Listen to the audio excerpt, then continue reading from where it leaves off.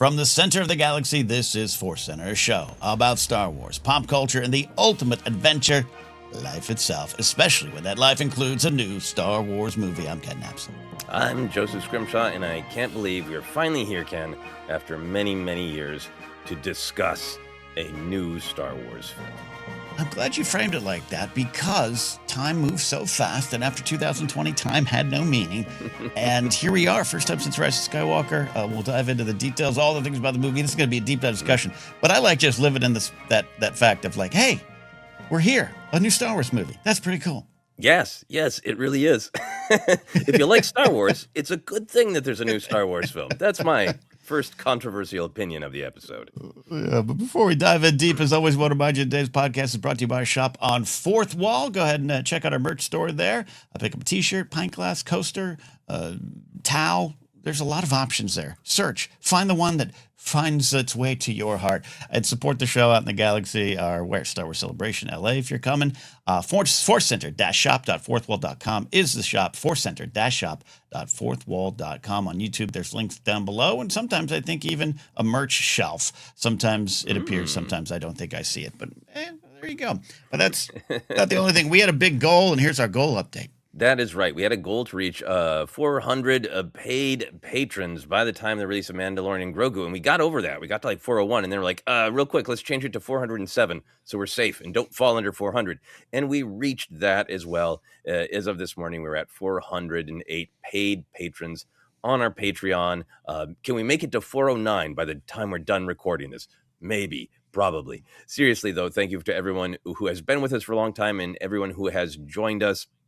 Obviously, the Patreon really helps us going and is really needed for us financially right now to keep this going. But we're also really proud of the community that is built by our Patreon because it gives us access to Discord where you can have fun and thoughtful discussions about Star Wars. You can call into some of our shows and ask questions. So we're really proud that the Patreon has really helped build our community. It has. I haven't had a chance to swing through it this weekend. It's been a busy weekend, and this is part of that busyness. Thank God. I'm fortunate to be doing this. So I trust the Discord is robust in its discussion of Mandalorian and Grogu right now. Yes. Shall we be robust? Let's be robust. It's the ForceCenter way. Yes, and if you haven't listened to one of our review shows before, these are deep dives. We love to talk about all the fun stuff. We love to talk big picture. We also love to really dive into some of the ideas, how they made us feel, how they might relate to the larger story of Star Wars, to the larger story of the world in our lives. So buckle up. Can we start here, as always? What was your big picture reaction to this film? All right.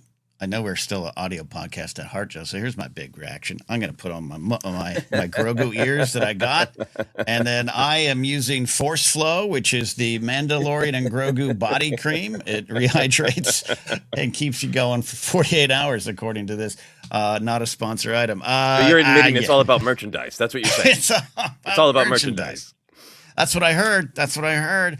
I absolutely adored this film. I think it's a very special film. I'll say right now, I think it's a B+ movie with A+ heart. All right. So there's I know people like rankings and ratings and numbers. That's where I'm coming from. This is not perfect, but I say this. I think this film was flawless for what it was trying to do. Not a perfect film, not without mistakes, not without some weird choices, not without some big risks, which we'll talk about. But I think for what Jon Favreau and his team set out to do, I think they did it. And it was flawless in its execution. What doesn't necessarily mean it's always our choice or our execution decisions there. But that's where I'm at in terms of the big picture reaction.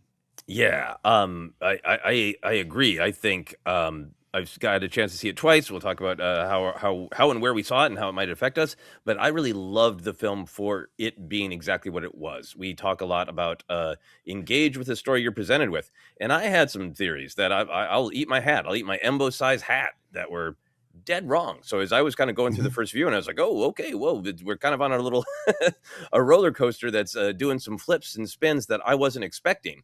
But by the end of it, I was just like, I'm so happy to go on the ride that this film wanted to be.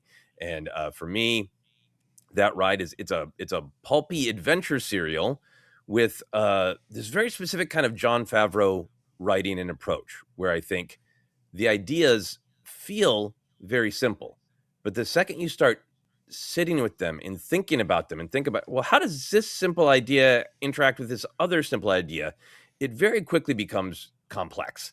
And, people like to poke fun at George Lucas. It's like poetry. And, he's talking about the rhythms and repetitions within a saga. I feel like Jon Favreau's writing is like poetry, in that the goal of poetry is you write 4 words about a leaf blowing in the wind. But in those 4 words, absolute depth is captured about nature, about the cycles of life, about death and grief. And that's the power of writing in a sort of poetic way, where minimalism is the goal, but those few words open up this world of depth.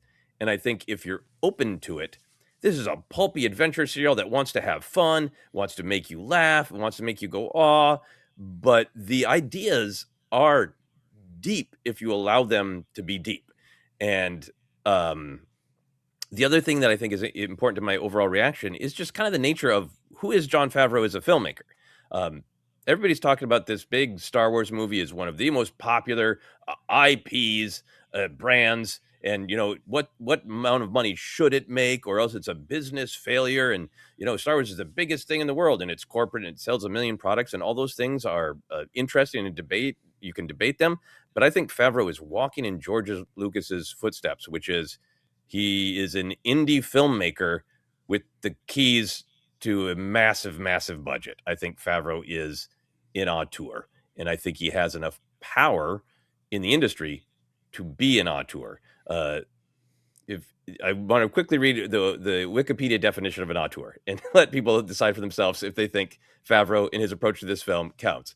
An auteur is an artist with a distinctive approach, usually a film director whose filmmaking control is so unbounded and personal that the director is likened to the author of the film, thus manifesting the director's unique style or thematic focus. I think this film maybe feels sometimes like wonky, and where are we exactly at? Because Favreau's kind of gets jazzy with the 3-act structure. It's got a 3-act structure, but it's not to the really nailed down specifics that Hollywood wants. If you write a script for Hollywood these days, you will be rejected unless the inciting incident happens on page 13. This is exactly when the all is lost moment should happen, and this is exactly how it should be structured. And Favreau he's like, there's a 3-act structure there, but I'm just telling the story I want to tell, and I'm telling it at the pace I want to tell it, and I'm telling it at the tone I want to tell it. I love the film because it does not feel focus grouped at all. It feels like Favreau had the help of many, many people and co-writers, but he just made this weird, wild, sprawling film that's kind of an epic and kind of incredibly limited and personal and low stakes, and just focused on the shit that he cares about: thrill, heart, family, community, the cost of violence, who eats who and why. It's all of these weird things that just sort of packed with joy and weirdness and some sort of delightfully human wonkiness. Yeah, I'm trying to pull up a quote of something here. That's why it looks like I'm slightly distracted, but I'm right here with you. I want to dive into a little bit of what you said, and I hope I don't want. Please, if you have more overall reactions to share.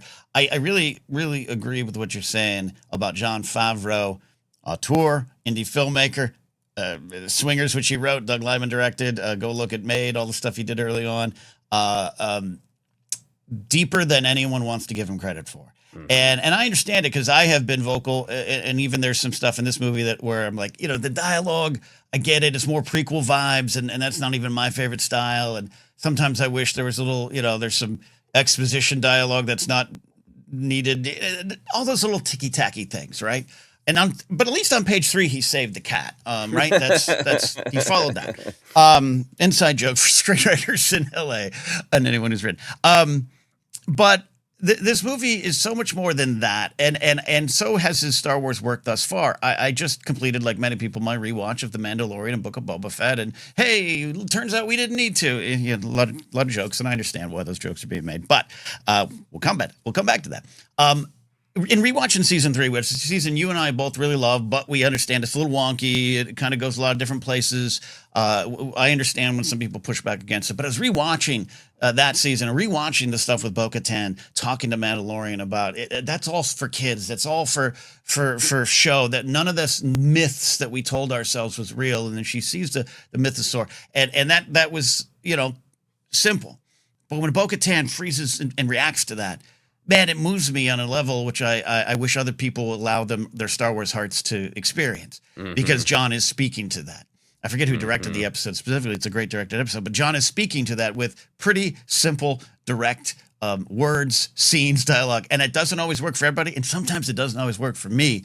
But this movie is absolutely wondrous, joyful, and deep. Shout out to Anthony Bresnikan, who for Esquire did a great interview with John about this and the conversation about fatherhood. That'll come up on our themes, I'm sure. But I really want to highlight, I agree fully with what you're saying about John and this film. Awesome. And like I said, I think sometimes when you say auteur, I think people kind of take that as, that means it's perfection. No, it means that it is deeply, deeply personal and deeply human. And you can like it or not like it. But the other thing that I want to say for my big picture reaction, because I think it'll inform a lot of what we talk about, I feel like there are elements of storytelling, the way we tell stories, that get people to sort of perk up and listen and go, I'll take this seriously. Andor is incredibly, incredibly well done. But the entire thing is shot, acted, written, edited, like absolute prestige television. And it's great. It's fabulous. It's flawless, I think. It's amazing. But it is written in a way that makes people stand up and go, oh, this is serious and I should take it seriously. And I think I've felt strongly about as a fan and creator my entire life.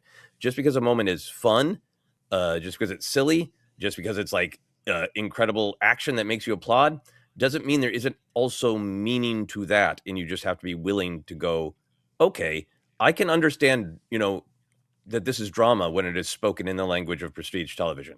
Can you understand it's impactful when it's spoken in the language of comedy or action? And I think as we go through talking about themes, there's moments that are like played for comedy that are like, that's very funny, but it is supportive of the theme. And in particular, the action is nonstop in parts, like incredibly intense, even though it's not bloody. It's shot and performed with such intensity that I think a lot of the action scenes aren't just like, it's pulpy action fun. This is a film that is at least partially about the nature of violence. And the different action scenes are shot in a way to make you feel differently about the violence and who is performing it and why. So I just think it is maybe a better made film than even I felt on my first viewing of it. Is made totally fine if you don't like it, but I think it's made with such purpose, and none of it's just throwing stuff against the wall to see what sticks. It's made with such purpose. Agreed. Cool. Let's talk a little bit about our experiences of seeing it. Where did you see it? How many times so far? And how do you think the way you saw it might have affected how you're feeling about it right now in these early days? Yeah, so I think I'd said on ForceCenter before, but for anyone new listening, I for the first time ever got to go as a +1 with Taffeta Darling to one of those fan 20-minute IMAX previews, and I kind of didn't want to go. I was being a little pouty about it, being a little pouty little boy about it. I don't want to spoil my experience on opening night, and I do kind of agree with that sentiment still, but it was I went for some business reasons and everything, so I had that in my back pocket, and then I got to go to the same company put on a fan screening event, and we got to go to that. Some press people there, but it was mostly fans, and that was different from the past experiences where I and you and Jennifer have got to go to like press screenings on the lot, or sometimes maybe El Cap, but it's a lot of press, a lot of influencers, it's a different vibe, and it's not always my favorite vibe, though we enjoy the access to see it early and get our reviews out on time. But this was with people who were fans. People dressed up like Thrawn and the Night Sisters. Everyone proudly, this is where I got the Grogu ears. Not one, like maybe 4 people didn't have them on. I put it on, and shout out to Andrew and David, who I met there, they did the thing I love. I used to watch you when I was a kid. What's your name again? Ken. Ken. Yeah. I answer movie trivia questions on YouTube. So it's a lot of fun. So that actually really It really helps. The atmosphere helps, right? The second, I did see it again yesterday. There are three AMC theaters in Burbank, all within like half a mile from each other. I intentionally went to the one that is under a parking structure that no one remembers. It's the AMC Burbank 6 for those keeping score. The 6. The 6, and you go down and it literally is under the parking structure at the Burbank Mall. And so that I knew it was going to be lighter. I went on a Friday. I wanted to just go see it. So it didn't have the reactions to the action. The crowd applauded when Grogu first showed up on my first screening. This one didn't have that kind of stuff. But anytime there was some Grogu warmth or joy or cuteness or victory on Grogu's part, all 20 people, it was only like 20 people. I went Friday morning. Everyone reacted to that. I was up in the corner like I do, and my weird guy in the corner kind of thing. Just don't come back. I was just like, this is beautiful to see. It's beautiful to see it, and it helped make those parts even more alive for me.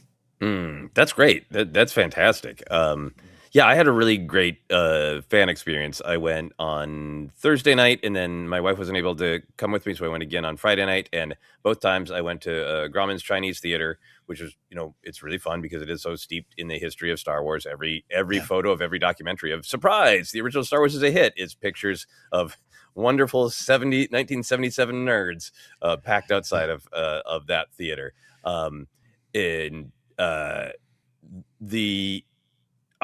It's been a very stressful time, and I walked there stressed and really trying to clear my mind and just be like, I want to be present for here. And they weren't letting people in right away, and there was a huge line of Star Wars fans, and some of the bubbling and burbling in the conversation was like, oh, these are clearly not Star Wars fans who are necessarily spending a lot of time online, because there was no sense of negativity, and a bunch of people being like, we don't even need to wait in a line, we all have tickets.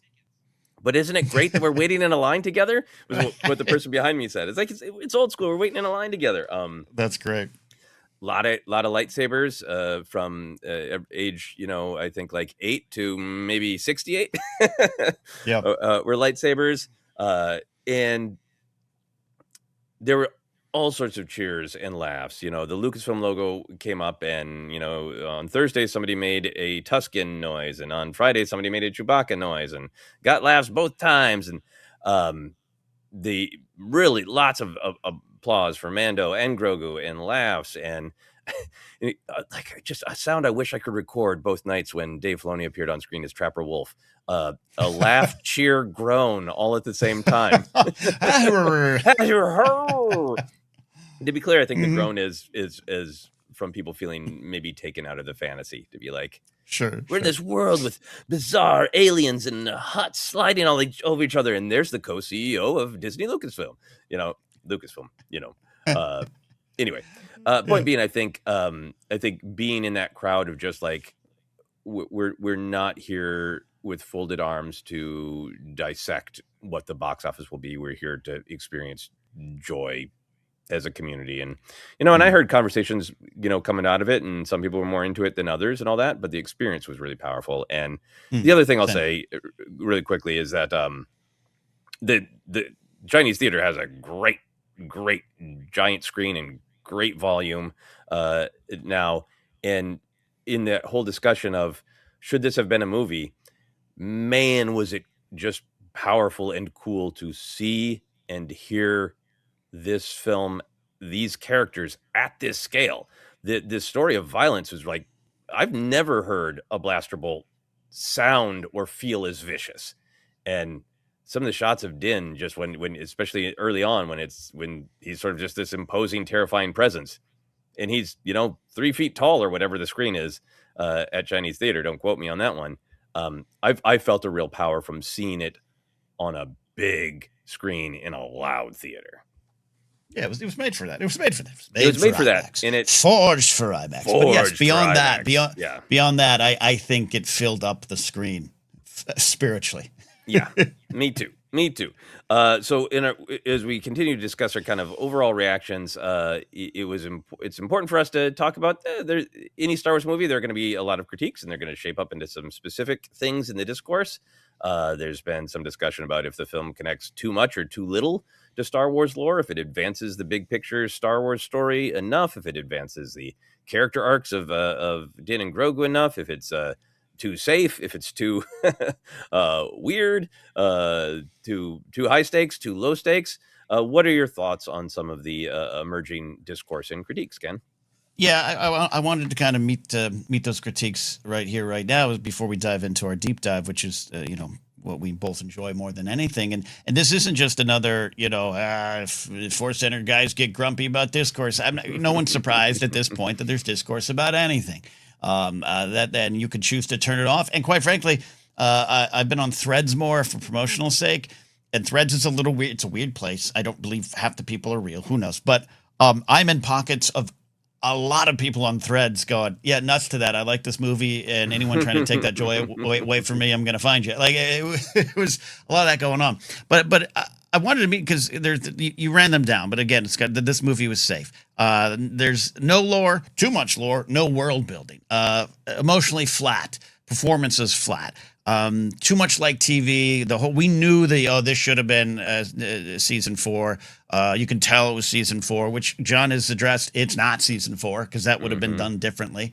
I wrote a separate script for this, and it doesn't move Star Wars forward. I just, I want to address them. We don't need to address them beat by beat, but like the conversation about it being safe, I understand it. You and I and Jennifer had those conversations. I think Jennifer, who I know we wish Jennifer could be here for this review. We'll try to get her thoughts. I know she enjoyed this movie a ton. I had texted with her after she went and saw it, and she says, you know me, I was not hyped for this film. It was a safe choice. Love this experience, but I understand from a business standpoint. From the most beloved characters in the new era, from a certain point of view. Favreau, a bankable director. Let's go ahead and put this on the screen, and we'll put it here. I said in our anticipation episode, it's like free baseball. You weren't expecting it. It's here. In 2027, Starfighter comes, and maybe we launch into a new era or something like that. Mm-hmm.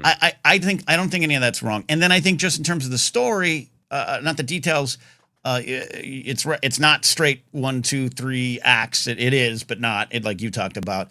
But overall, action, trials, overcome, big fight at the end. Like, yeah, we're all used to that by now. I understand that seems somewhat safe. I'm not going to say if that's what people mean. I'm not going to take that away. But you touched upon it up top. We don't need to remix the auteur talk. But like 20 minutes of this film, up to 20 minutes around. Someone give me the numbers. There's almost no dialogue. It is puppets, using that word, as just a general term for what we see. And Zellens, Grogu. We got, Gator, I think's his name or something. Gattori or something. Yeah. Gattori. With was it Stephen Henderson, venerable performer, doing a great job there. That is not safe. That is very risky. That is very risky. As a performer, I know audiences now expect comics to do something somewhat paint by numbers, and I do that too because there's just kind of that's how you do it. Every once in a while, I go off on a weird tangent. Every once in a while, I try to do something different, and let me tell you, it doesn't always work, but it ain't a safe set. And this movie might not work for you, but to throw the word safe around about what they did on screen is something I really disagree with. To go, you know what? We're knocking out Din, and this is Grogu's little adventure. It's Dark Crystal's Labyrinth. I described this movie as Space Wick meets a 1970s Muppet movie, which what I mean by that is the heart that's found in a Muppet movie, right? Mm-hmm. And that's kind of where I don't know your thoughts on it, but I just that's not safe. It doesn't have to be perfect for you. You don't have to like it. That's not safe. No, I agree. I think it is, and we've talked about this, and I agree. I think it's safe from a marketing position. Yep. Kathleen Kennedy had announced in 2023 these 3 films of the future, and then there, early 2024, just a press release saying, actually, we're doing Mandalorian and Grogu, and it was very. I don't know if it's this reason, but it was very shortly after Bob Iger had returned to put Disney back on course after some bumps there with other Bob. Um, and to me, I felt like, yeah, they are incredibly popular, marketable characters who sell a lot of merch. And Jon Favreau is one of the most successful financially, just for the list of films he's made, movie directors that Disney has a relationship with. This is incredibly safe. It is in a time, even just socially and politically, with a push pull between, are we going to make some progress and give other voices a chance, or do we feel that movies made by white men are safer? So even on that level, Jon Favreau was like, great, okay, this is safe across the board in terms of marketing. Mhm. My personal opinion is that Jon Favreau has enough power in the industry to be like, cool, great, I'll do that. I'm going to make the movie I want, and I'm going to get final cut. And so I think it's safe from a marketing perspective. And then I think I love this film in the same way that I love Temple of Doom and Attack the Clones. It's wild, Mhm. but it's human and real. And it's because he did what he wanted to do. And it does have a 3-act structure that I would happily break down. But it also Mhm. has this deceptive thing where it feels like we are introduced to the idea of, oh, the arc of this film is tracking down this mysterious, super bad, scary Imperial. And like, oh no, halfway through, it's Lord Jono, a guy who collects birds and gives up pretty easily. And then we're at the halfway point, and you're going like, what is this film is about? And I think that's what makes Yeah. people feel like, oh, it's 2 episodes stuck together. But if Mhm. you let the film into your mind and into your heart, that's just plot. What the film is Mhm. about is all the things we're going to talk about: Mhm. parenting, the nature of violence, community versus control, all these things, and that is all set up and threaded through. But it's a risky choice. It's a wonky choice because you risk making people feel halfway through the film like, did the film just end? Mhm. Uh, it, Mhm. but Favreau, I think, is at that point of power as in business and also as an artist to just be like, I don't need to paint by numbers. I'm going to make the movie I want, and I'm going to take risks. And I think that for me, it works. I understand for other people if it doesn't. Um, I also feel Mhm. like the film is to address one of the other sort of pushes and pulls of like, is it enough lore? Is it not enough lore? It's one of the things I ended up really admiring about the film, and why some of my hopes and predictions were wrong. Uh, I wanted to deal with Grogu's trauma. Expected to see flashbacks of, he lost all the other people who took care of him. Maybe one of those people was Jar Jar and all this stuff. And um, and as they piled on, like, okay, this film's going to have Rada, it's going to have Embo, Mhm. it's going to have the Anzellans, it's going to use this obscure thing, and blah blah blah blah blah. It's like, I thought they Mhm. said they wanted this to be approachable, and it was Mhm. amazing to me that it's packed with delights for all in Star Wars fans Mhm. of all ages. But Mhm. you don't need to know a damn thing. My father has not seen a lick of Star Wars since he took me to Return of the Jedi in 1983, and he would understand this film. He just go, there's an armor guy with the code of honor, and he's got a magic baby. Great, Mhm. let's Mhm. go. Mhm. And I understand that there is some push and pull of like, what how much Star Wars do we want in our Star Wars in terms of lore and story development, and how galactic do the stakes need to be? But I think it's one of the other things where it maybe is a risky choice to just say, we want this to be entirely approachable, still rewarding to all in fans, but entirely approachable. And I think it's the one of the most successful things I've seen from Star Wars or Marvel or DC at being a no homework experience. Yeah. Yeah. Well said. I'm glad you ended with that too, because that always comes up in this lore. I heard no world building. I don't. I'm just a dumb guy at the end of the bar, man. So I hang out with you. You're the smart one here. I don't think I know what that means. I don't think people know what that means. No world building. This franchise has been going for 50 years. They've been building this world since 1977. I don't know exactly what you want out of that or what you want out of this movie. Again, maybe I'm dumb, and the idea of it doesn't move Star Wars forward. Okay, what are we doing here? In terms of lore, yeah, you're right. You and I don't participate in the in betting on the prediction market apps, Hmm. but I would have lost a lot of money on Hmm. hoping for Kelleran Beck and maybe a Jar Jar Binks. And I mean, read that Jar Jar comic, like you're like, oh, this goes right into the movie. Like, Hmm. absolutely, that's what we expected from the film. Remember when this was announced? Oh, is Fennec Shan going to be there? Is Boba Fett going to be there? Is Bo-Katan going to be there? Who's going to be Pelimoto going to be? Oh, they're all probably going to be there. And John was like, yeah, no, that would have been season 4. This isn't season 4. It's a movie. So we went in a different direction. We based a lot of it around huts, which don't always look perfect on screen, I'll say now. But Rada the Hutt, you and I and Jennifer have been championing Rada the Hutt for almost a decade now. I remember on Collider Jedi Council saying, Rada would have an opinion on his father or what happened to him. I want this character. I want him. You and Jennifer have been there as well. And I saw it with someone who is a pop culture expert, actually a professional pop culture historian who's not versed in Star Wars. On the way home, she asked a couple questions. Was that bounty hunter guy with the hat? He was someone? Yeah, he was Embo. He was really in Clone Wars. That's not his original dog. It's his second dog. Okay, cool. I think sometimes the homework conversation and the lore conversation are things that fandoms on the inside hold on to. Sometimes to sound smart at parties, but the rest of the folks, and I'm not just general fans, but people who are like pop culture, they get it. They get it. You pick, and the movie, Sigourney Weaver is great. She's also wonderful at delivering Rick Ollier honorable exposition, like a pro. Just bumping it out. You don't need to have watched the Clone Wars movie to know who Rada is. You just need to. You don't even have to watch Return of the Jedi. It's this crime lord that you're afraid of. You're afraid of, right? You're afraid of. Well, it's his son. You could watch this film like it was, ironically, a Martin Scorsese film, and just like, oh, you don't need to have ever met this gangster, this Jabba. He's just a super scary guy that died. Yeah, and this guy's his son. That's it. Exactly. And they knew that going in, and they didn't overload it. And every once in a while, like I think Ahsoka leans a little bit on it. I think Overconnected got it. I think there is a lot of. I get it. I get the point. But I just think it's just this talking point that gets thrown out in both directions. And regarding the emotional flat performances, okay. The better acting might be in the sequels and Andor, right? In terms of, like you said earlier, I'm doing the deep stuff here. Can't you see me thinking? I get it.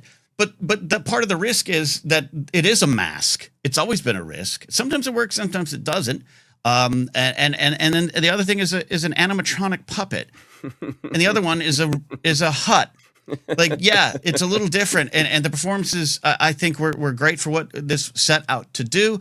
And then the final big one for me, and I can't wait to get into the themes here, but hey, it's just another TV show. We knew that wasn't a surprise. But I really wish people would pull back and just understand, like, when someone says it just felt like a TV episode. Yeah, are you having that conversation about 1997's X-Files movie, the Simpsons movie? Yeah, you know why it looked like a TV show? Because they're on TV. Also, and shout out to our buddy Ken Plume, he's been yelling this in my ear. Also, TV, if this was 1989 and this was an Airwolf movie, it would look different than the Airwolf TV show. But it's not. For the last 15 to 20 years, TV has looked like movies. So... that's my biggest thing of watching Game of Thrones go, wow, there's flaming trebuchets and there's horses heading over towards, zombies from the ice. Like this is on my TV screen because I grew up with them dukes. That's what I grew up with. And this movie is bigger in scope. It's bigger in scale, quite literally. Adam Halavic over at Heroes Reforged, he and Hector Navarro and Augustin, they've kind of come from this business. They do a great job explaining. Here's where everything lines up, and here's how this works. They used to work in that stuff, so check out their channel for it. But it is bigger. It is a thing, and if it looks like TV, it's because TV looks like movies. And in terms of high stakes, I'll end Joseph here. Sorry. like Solo, the fate of the galaxy is not on display. I get that. Now, I would argue. The twins are big players in this time period. Their loss, their death probably has some ramifications. But also, in terms of it's not high stakes, tell that to Din Djarin, who almost died of poison.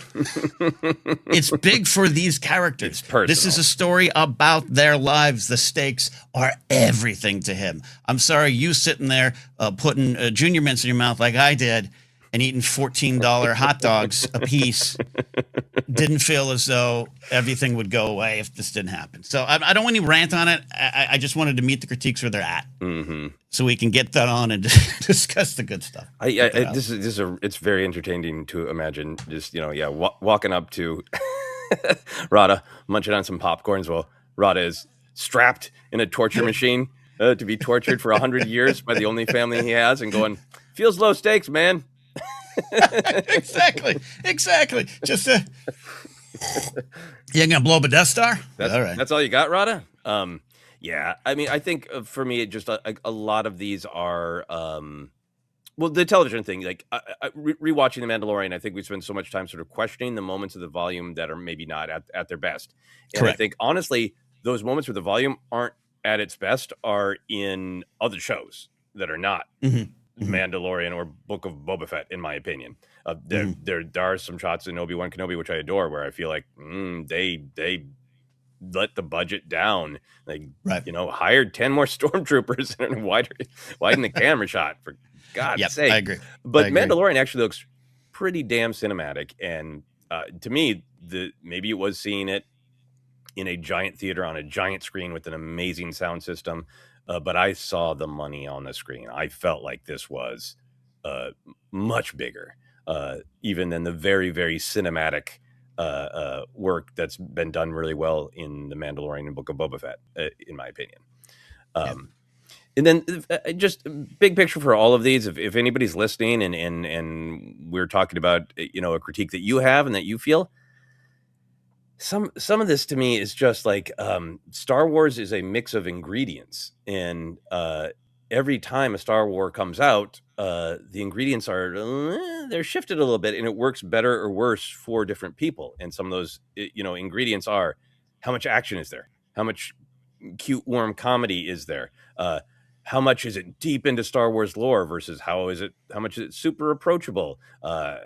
Continually, it's going to be how big are the stakes, because not every film is going to be like, the original and the prequel saga films where the galaxy was at stake.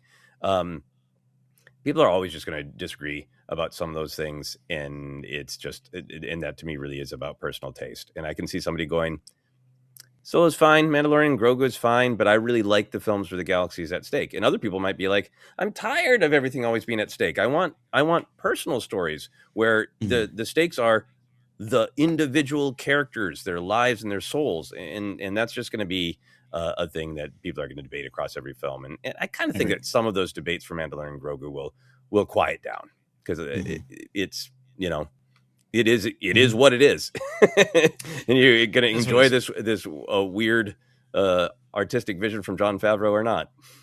Yeah, it is what it is. And it is lower stakes in terms of blockbuster filmmaking, where we're worried about Thanos coming back or that big space ray to knock out a planet. Like, yes, I get it. But I just wish, again, I'll be snarky. I just think it's sad to sound smart at parties or on a YouTube video. I just don't think it's needed for the conversation to throw it at the movie. That wasn't what the movie was going to do. Yeah. And also I used the term homework earlier, and I know that sometimes that upsets people. I think what I mean by it is there are different kinds of stories. And I think some of the joy of Marvel and DC and Star Wars is telling interconnected stories. Like I read when I was a kid in a comic book, and Filoni's very clear of like, I love those. When Ahsoka season 2 comes out, I want you to have watched every episode of Clone Wars Rebels twice. He loves interconnected universes, and I think in stories, and I think I enjoy those, and those have value. But I think it is harder to sometimes get everything out of it unless you're all in. And I appreciate variety, and I loved that. I got so much out of this film as an all-in fan. But I love the idea of that. I could take my dad to this. It was moving to me in a film that is about dads. Yeah. The quote I was trying to say, it's part of my overall reaction here, is our good friend Paul Denuzzo from PLD Projects and Holy Snokes with Maddie Gunner. He sent me a text. He goes, my son and I, we were talking about the Grogu stuff. He goes, my son and I teared up at that. But the best thing was there was a father and son in front of me, a young son. And the movie ended, he yelled, that was peak. Can we go tomorrow? And that's it right there. Doesn't mean this needs to be perfect. I don't have thoughts on some of the pacing or editing. Like, no. And it all, what it all comes down to? Your boy Embo. It was not safe to include a character that only animated fans and publishing fans know. It was not safe to do that. But it was also not safe to just show him as he is, a terrifying hunter who's better than Din Djarin and is a threat, and never name him. Nope, he's just a nightmare man who came to ruin Din and Grogu's happy. They were just going to have dinner, and a nightmare man came. It was great. Great choice, because that means that if no one goes Embo or he goes I'm Embo, and then everyone has to a program like watching a baseball game. Who's pinch hitting now? They Yeah. don't do that. They go, let's use a character that's obscure to some fans, not to those who love him, and let's just put him on there and use him as he is. That's all we need to do. Yep. That's all we need to do. Yep. My wife and I did discuss on our walk home after seeing it on Friday night, and this is my last kind of big picture question here before we dive deep. I do think there is kind of a marketing question of ultimately who this movie is for, because I think it is for kids and their parents, and I saw a lot of joyful kids and parents.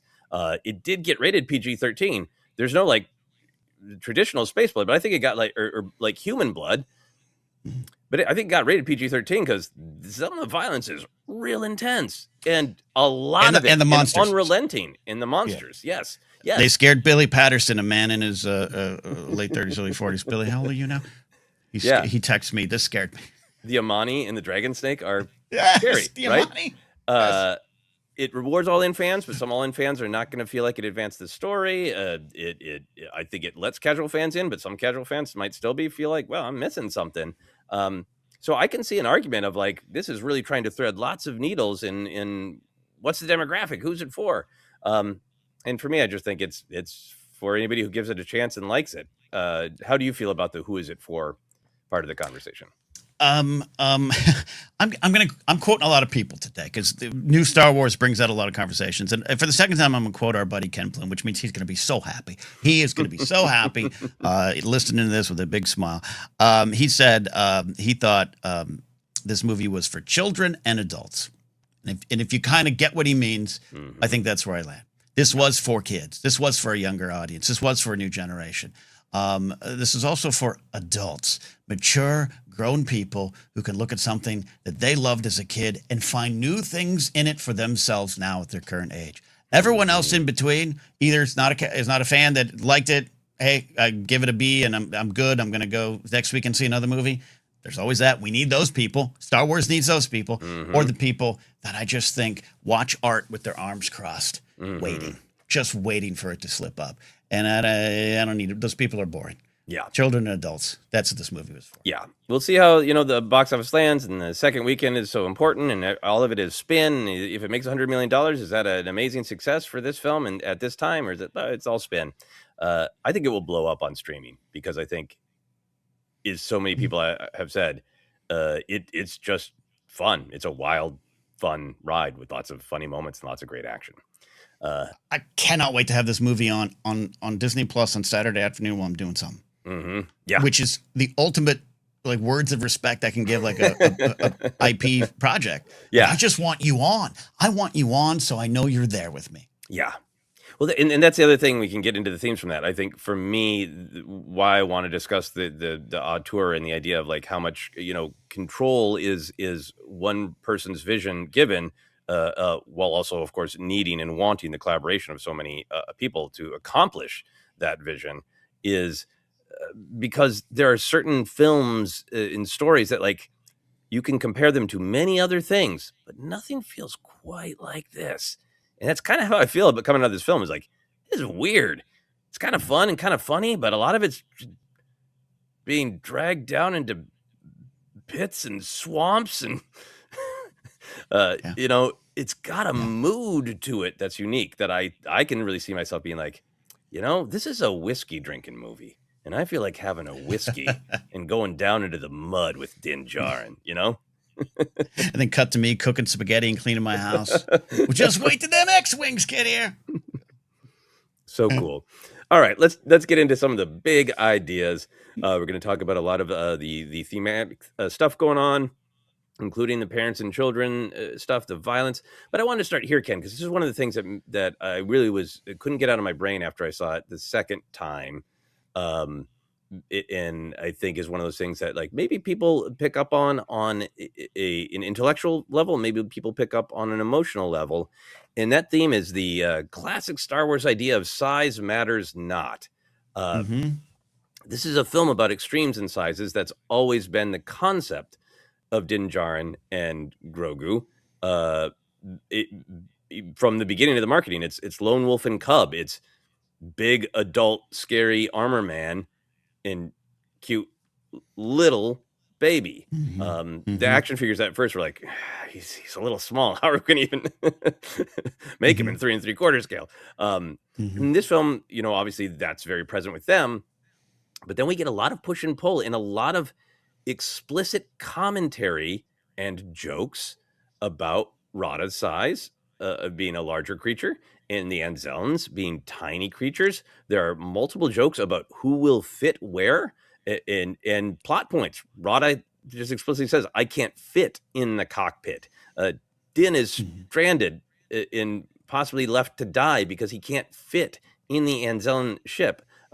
When Rada attacks the twins at the end, he really makes a point of, "I'm not little anymore." The image of him as little Punky Muffin in the hollow that the twins show Din got a huge laugh in the crowds I saw with both times, and that's that contrast between the Hutts are big and scary, and here's a picture of a little cute baby one.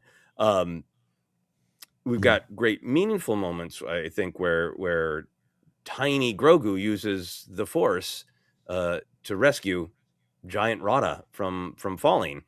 And I think, to me, the moment where it all really came together was that moment at the end where Rada's like, well, maybe I want to join this community. Maybe I want to be a part of something good and meaningful. And then Djarin says, I am not sure they have, outfits that are your size. And Zeb's like, hey, we got something that will fit you.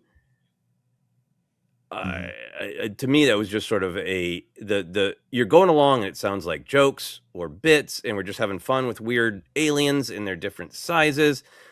But that thing of, Zeb, a kind of, weirder and larger and more awkward than sort of normal human.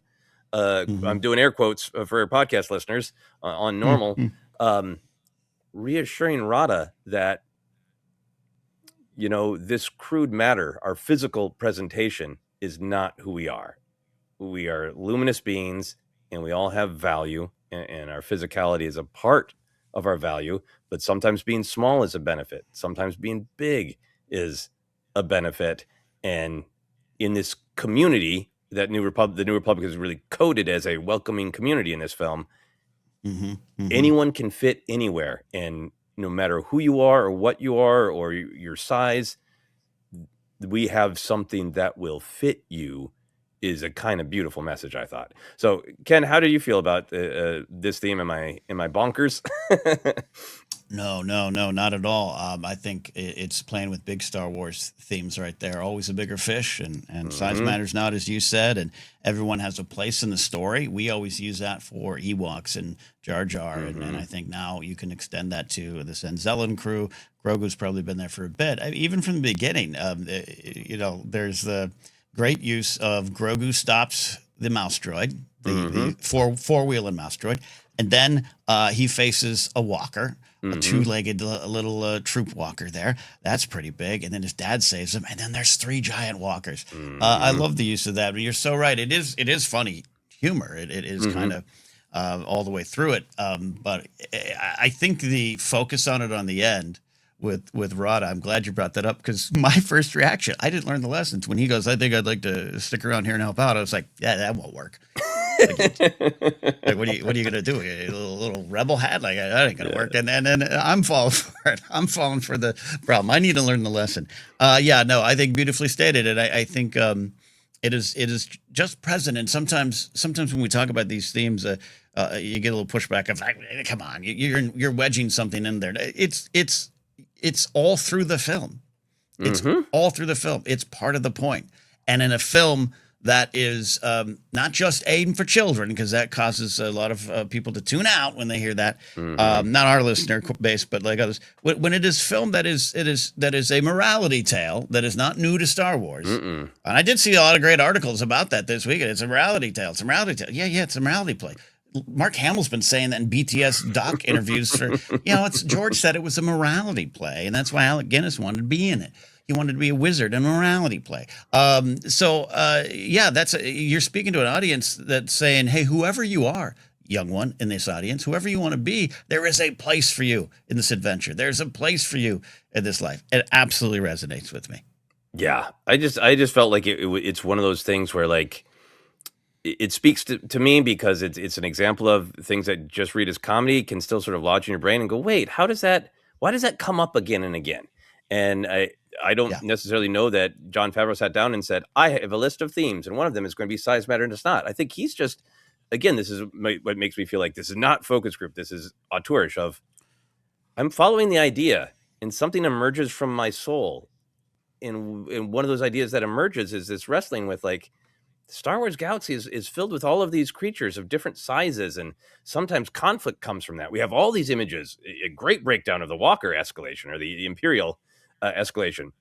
All these images where Din should lose because he's the tiny guy up against Rada. He's the tiny guy up against the Dragon Snake, and there's this great sort of heroic, human against Goliath, and he manages to slay the dragon, and that's been a part of Din's story. There's all these images, so I imagine as Favreau's writing and creating, this just sort of emerges, and I think it's fine for us to just sort of accept it as this emotion, and then if one chooses to, like you and I are doing, we can intellectualize it and put marks on the board and say, here's the evidence in the text and all that. But I think it is a thing you can just feel, and I damn sure there are kids out there who are not writing thematic breakdown, but hearing the words, we have something that fits you no matter what, are maybe welcoming in a society where we are constantly made to feel anxiety about our different shapes and forms.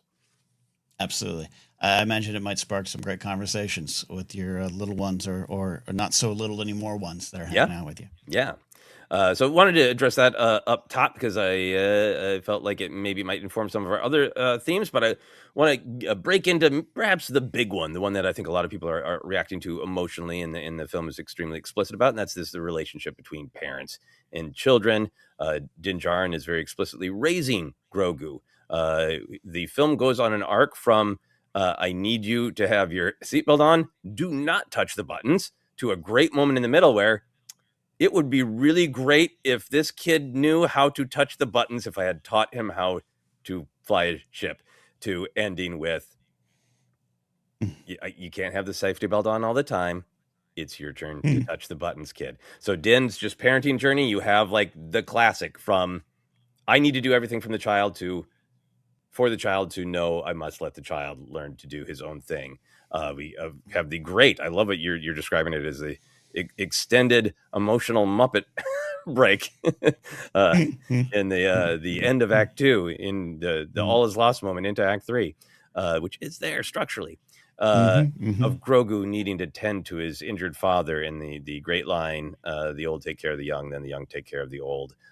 This is the way, and that complete reversal of roles. So beautiful. And then, of course, Rada being there to have the great contrast with Din and Grogu are figuring things out, but they are so lucky to have one another. And Rada has this terrible father whose shadow he's trying to escape, and terrible replacement parental figures in his murderous, torturous aunt and uncle. So just some points on the map of how this theme is communicated. Ken, here's my first big picture about the question about this theme. Did it make you think of your father, this movie? It didn't, and I don't want to. That sounds like I'm taking the air out of your balloon. It didn't, because I was so affected by a moment that, I am a son. I am not a father. Well, my Chihuahua would. Well, she's like, no, you're my best friend. I was so moved by this one moment that I applied it to other areas of my life. But I know people, but this theme is still present. Again, shout out to Anthony Bresenkin and his Esquire audience article. He talked to Favreau about this, and this is explicit. And Favreau said, when I was writing Yusef Cat Stevens' song Father and Son was what I was writing too, basically. Like, it's there, and it's all in John's work. His father, his parenting, and his religious drama comes up a lot in John's work. For him to say, yeah, this was about the different kind of eras of being a father, including when they return. So I was plugged in from the beginning, and I absolutely love everything it represented. And I know there's going to be, folks moved by this, helped by this on that theme. That's my opening thought on the theme. Yeah, no, I think It did make me think of my dad, and I think it didn't. I didn't realize how much I was thinking of my dad until I walked out and was like, he could watch this film.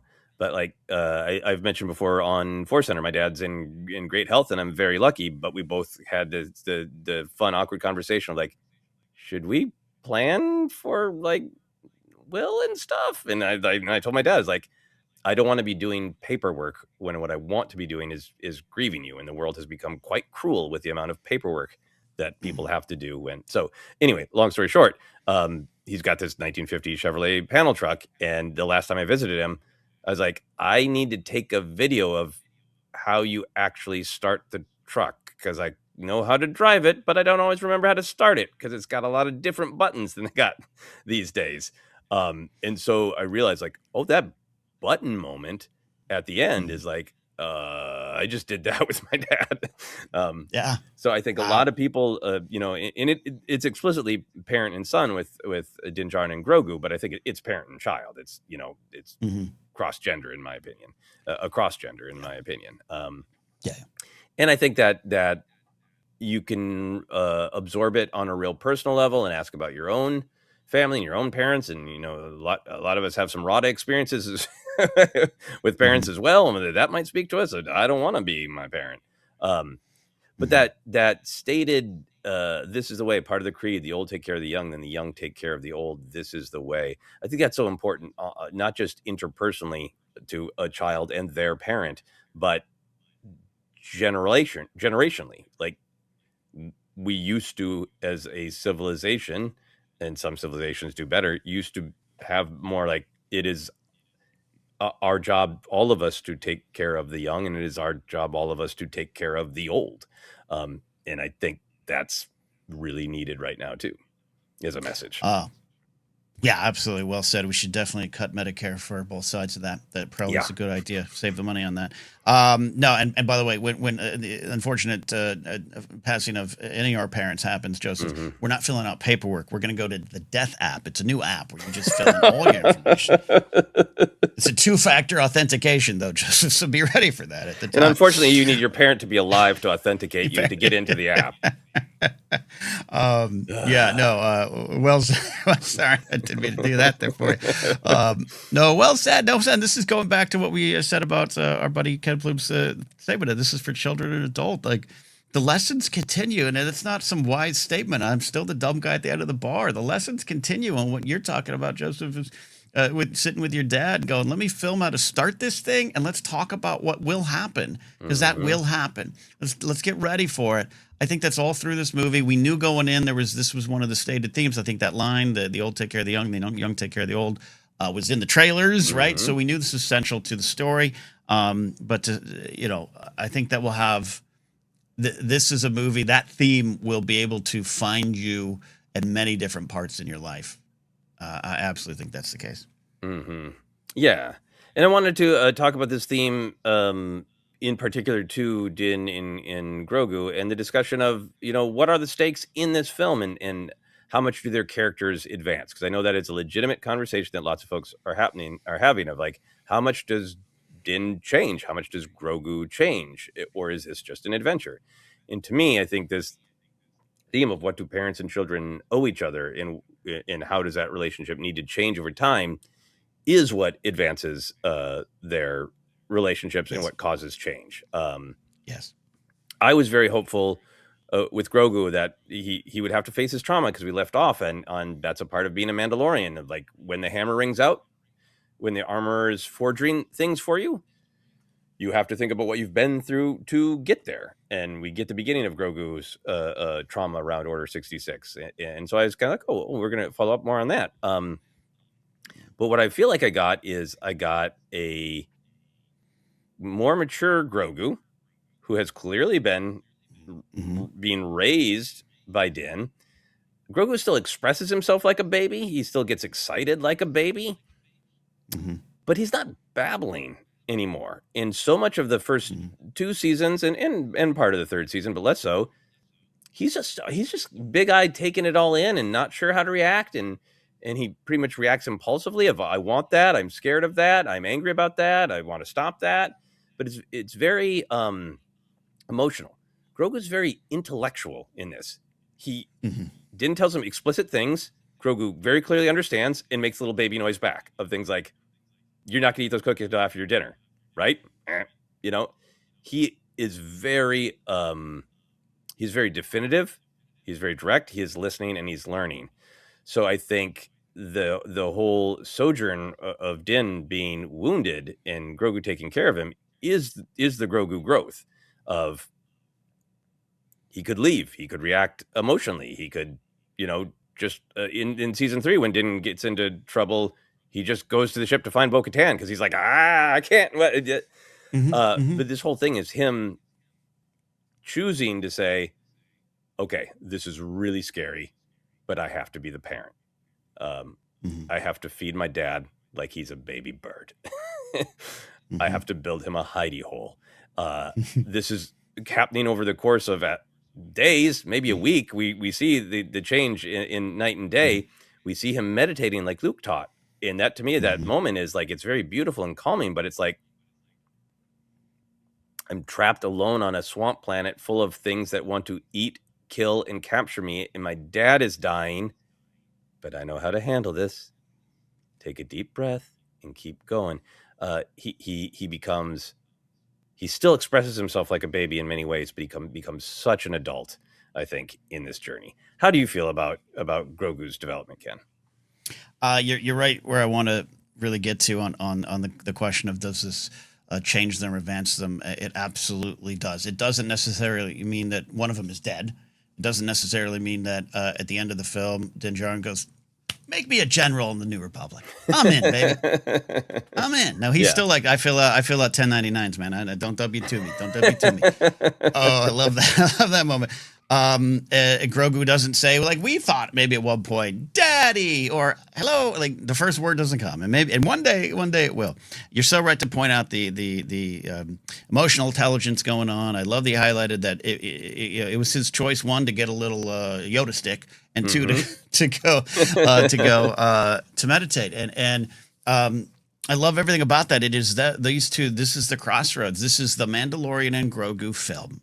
A title people hated. I think it always was perfect because this is what the story is about, and this is the intersection of these two characters. We'll talk about the didn't part of it too, but it's so funny that Favreau cited use of Cat Stevens' father and son because there's one of those. Oops, a band accidentally stole the melody of a song. Flaming Lips' great song "Fight Test" stole the melody of Father and Son. But in Fight Test, there's that great. I think I've quoted on ForceCenter before because it's so powerful to me. You're a man, not a boy, and there's things you can't avoid. You have to face them when you're not prepared to face them. That little verse is Grogu right now in this moment. Realizing you're right, he can't go to Bo-Katan. You're right, he can go to the Anzellans. Maybe they're with him. We know, but at this particular point, he chooses. I want to go back to that moment, but he has made the choice. I have to do this. You go. You guys go to safety. You go. Whatever he said. Google Gaga go safety. Baby, send us safe. Whatever. We'll be back, baby. That happens, and he makes this choice to face this in this moment.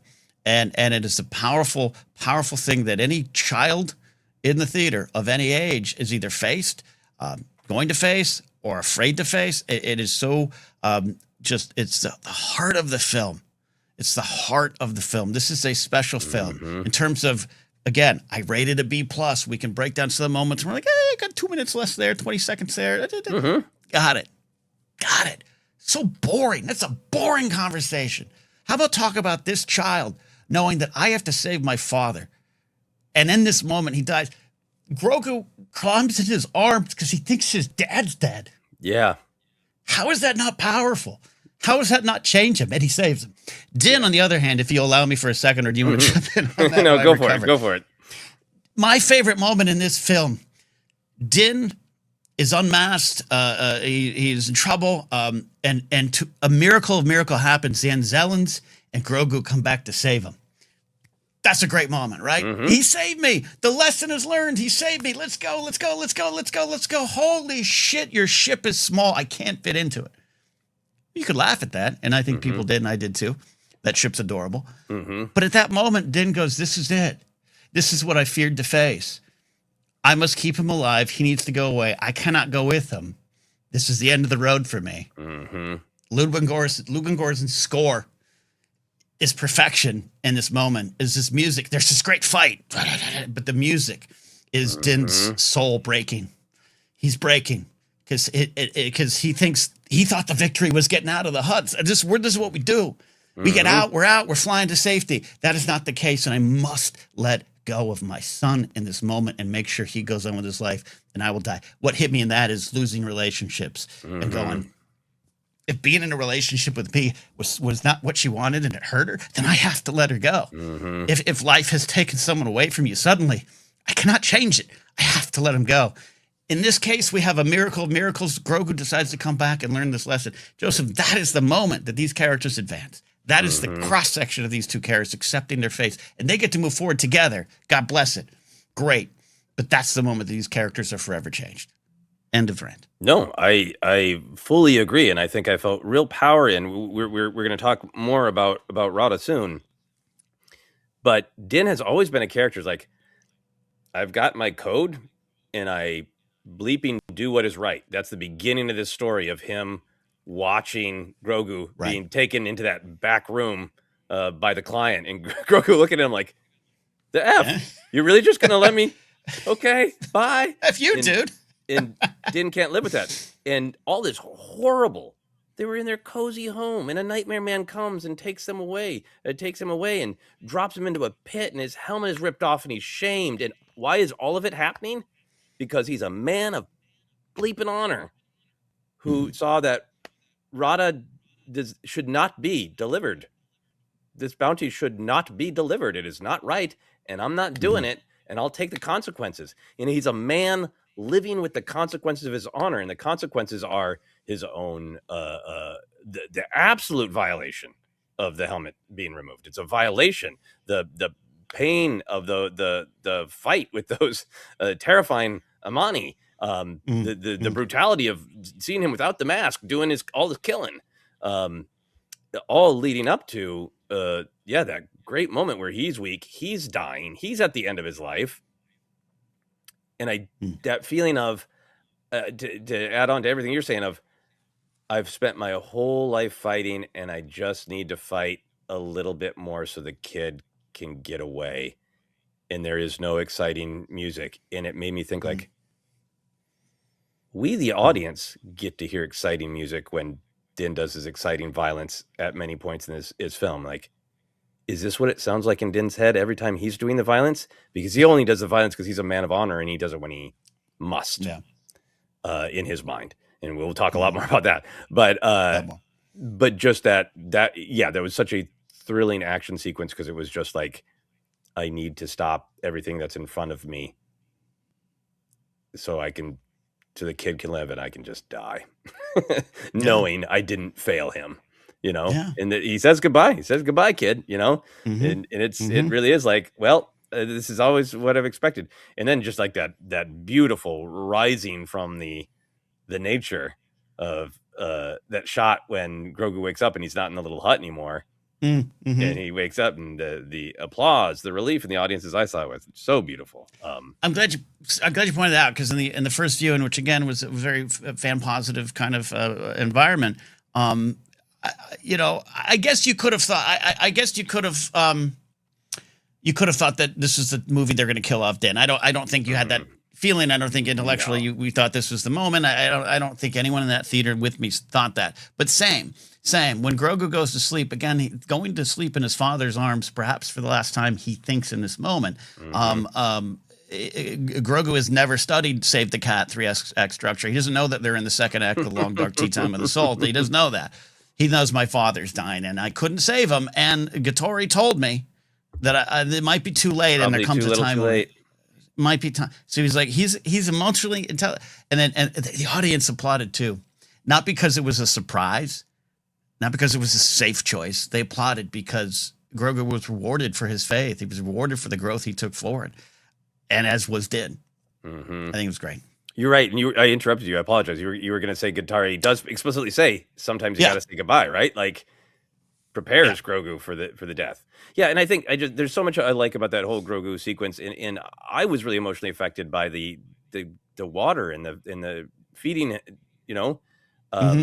that feeling when the first time you see someone who is normally protects you be vulnerable, Yeah. and the act of having to feed a parent is like, Mm-hmm. that's no little thing. Mm-hmm. I also just got great sort of joy out of the hut that he took so much time to build being too small. So funny.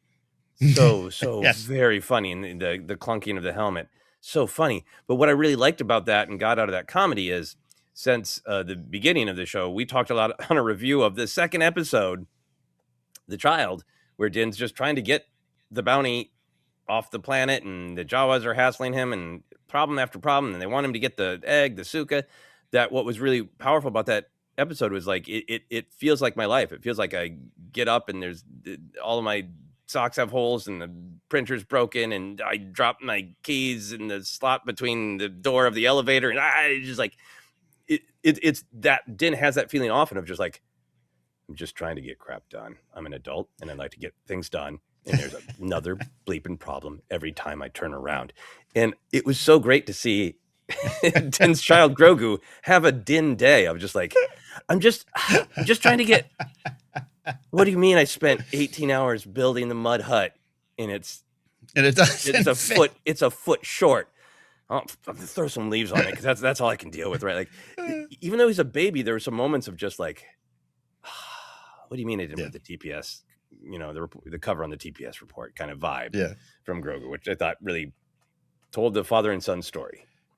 Absolutely. You're laughing. The other day I make myself some breakfast and I got all set and the eggs were starting to cook and everything. And I realized I didn't have creamer and I had to put on my Mando jetpack and fly back over and get over there.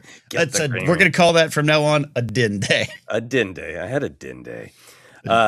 So let's talk a little bit about the Rada side of the parent in children thematic. How do you feel about Rada's story of wanting to escape Jabba's shadow? I think this is a perfect use of this character because, as I said up top, we've enjoyed this character. You, me, and Jennifer have talked about this character, and on another show that was not a show full of a lot of nuance and deep thought, I was always like, Stinky Muffin should have a part in this story. Like, absolutely should have a part in this story. I know you didn't like it. It was kind of silly. I get that. I kind of thought that too. But Jabba's dead. He'd have an opinion if that character exists. And Dave Filoni always said, I always wonder what happened to that guy. I've always thought about it. And I always thought, again, carrying an expectation into a film, or just hearing that Rada's back, oh, yeah, he's probably pissed. He wants his dad's throne. We know maybe there's, Bib had it, Boba Fett had that, but he's got an opinion. Instead, the opinion was, I need to get as far away as my father's legacy as I possibly can. Mm-hmm. What a wonderful use of a character. That was not flipping randomly on a Star Wars encyclopedia and going, this one. That was John probably saying, I have this, and Dave going, we have this. What a marriage of these two stories. What a marriage. And it's Jabba, so it's tied to something Din would, the world that Din would be in. I thought it was an excellent use of the character. Yeah, I thought I was so surprised by it because I didn't realize that he was like the balancing half to the story. And yeah, the Clone Wars animated film I've come to really appreciate, but it especially when I saw it in the theater in 2008, it felt like, hey, we got some bits. Jabba's got a little stinky baby, but it is Lucas's continual. Everybody comes from somewhere, in these relationships with parents, and even in a horrible, awful guy like Jabba is gonna love his son and do anything for him, and like, let's always humanize and question these things. And so to bring him back in this way and have his story be, I don't want to be my father, but I don't know what I want to be. I was raised by my really violent father and brutalized as a child by my awful aunt and uncle who hate me. So where can I find my power? In this great story of thinking it's in his fighting prowess, right? But the story, as it goes on, all of his power comes from his kindness, his situational awareness, his trust, his ability to build a connection with Din and Grogu. In just stating, ideas very explicitly at toward the end of like, you guys are lucky to have one another. Not a lot of people have what you guys have. So Don't just Hmm. concentrate on your anxiety about losing one another. Enjoy what you have is, I think a beautiful message, and Rod is the perfect character to deliver it. I agree, and also didn't. That's I'm glad Din and Grogu get to go on, and that there's a great example of how it can work, and especially Star Wars, another big, from Bambi on up, the parent goes, and it's bad, and sometimes it's cliche, and sometimes it's a trope, but I love that, and I think you're absolutely right. I think it's beautiful for this. When it first was announced that Rada might be in the rumors and stuff, we maybe weren't even talking about on air at the time, but it was Jeremy Allen White voicing Rada. I was like, awesome, but at the same time, I'm like, what the bleep? Okay, what do we do? What are we gonna do?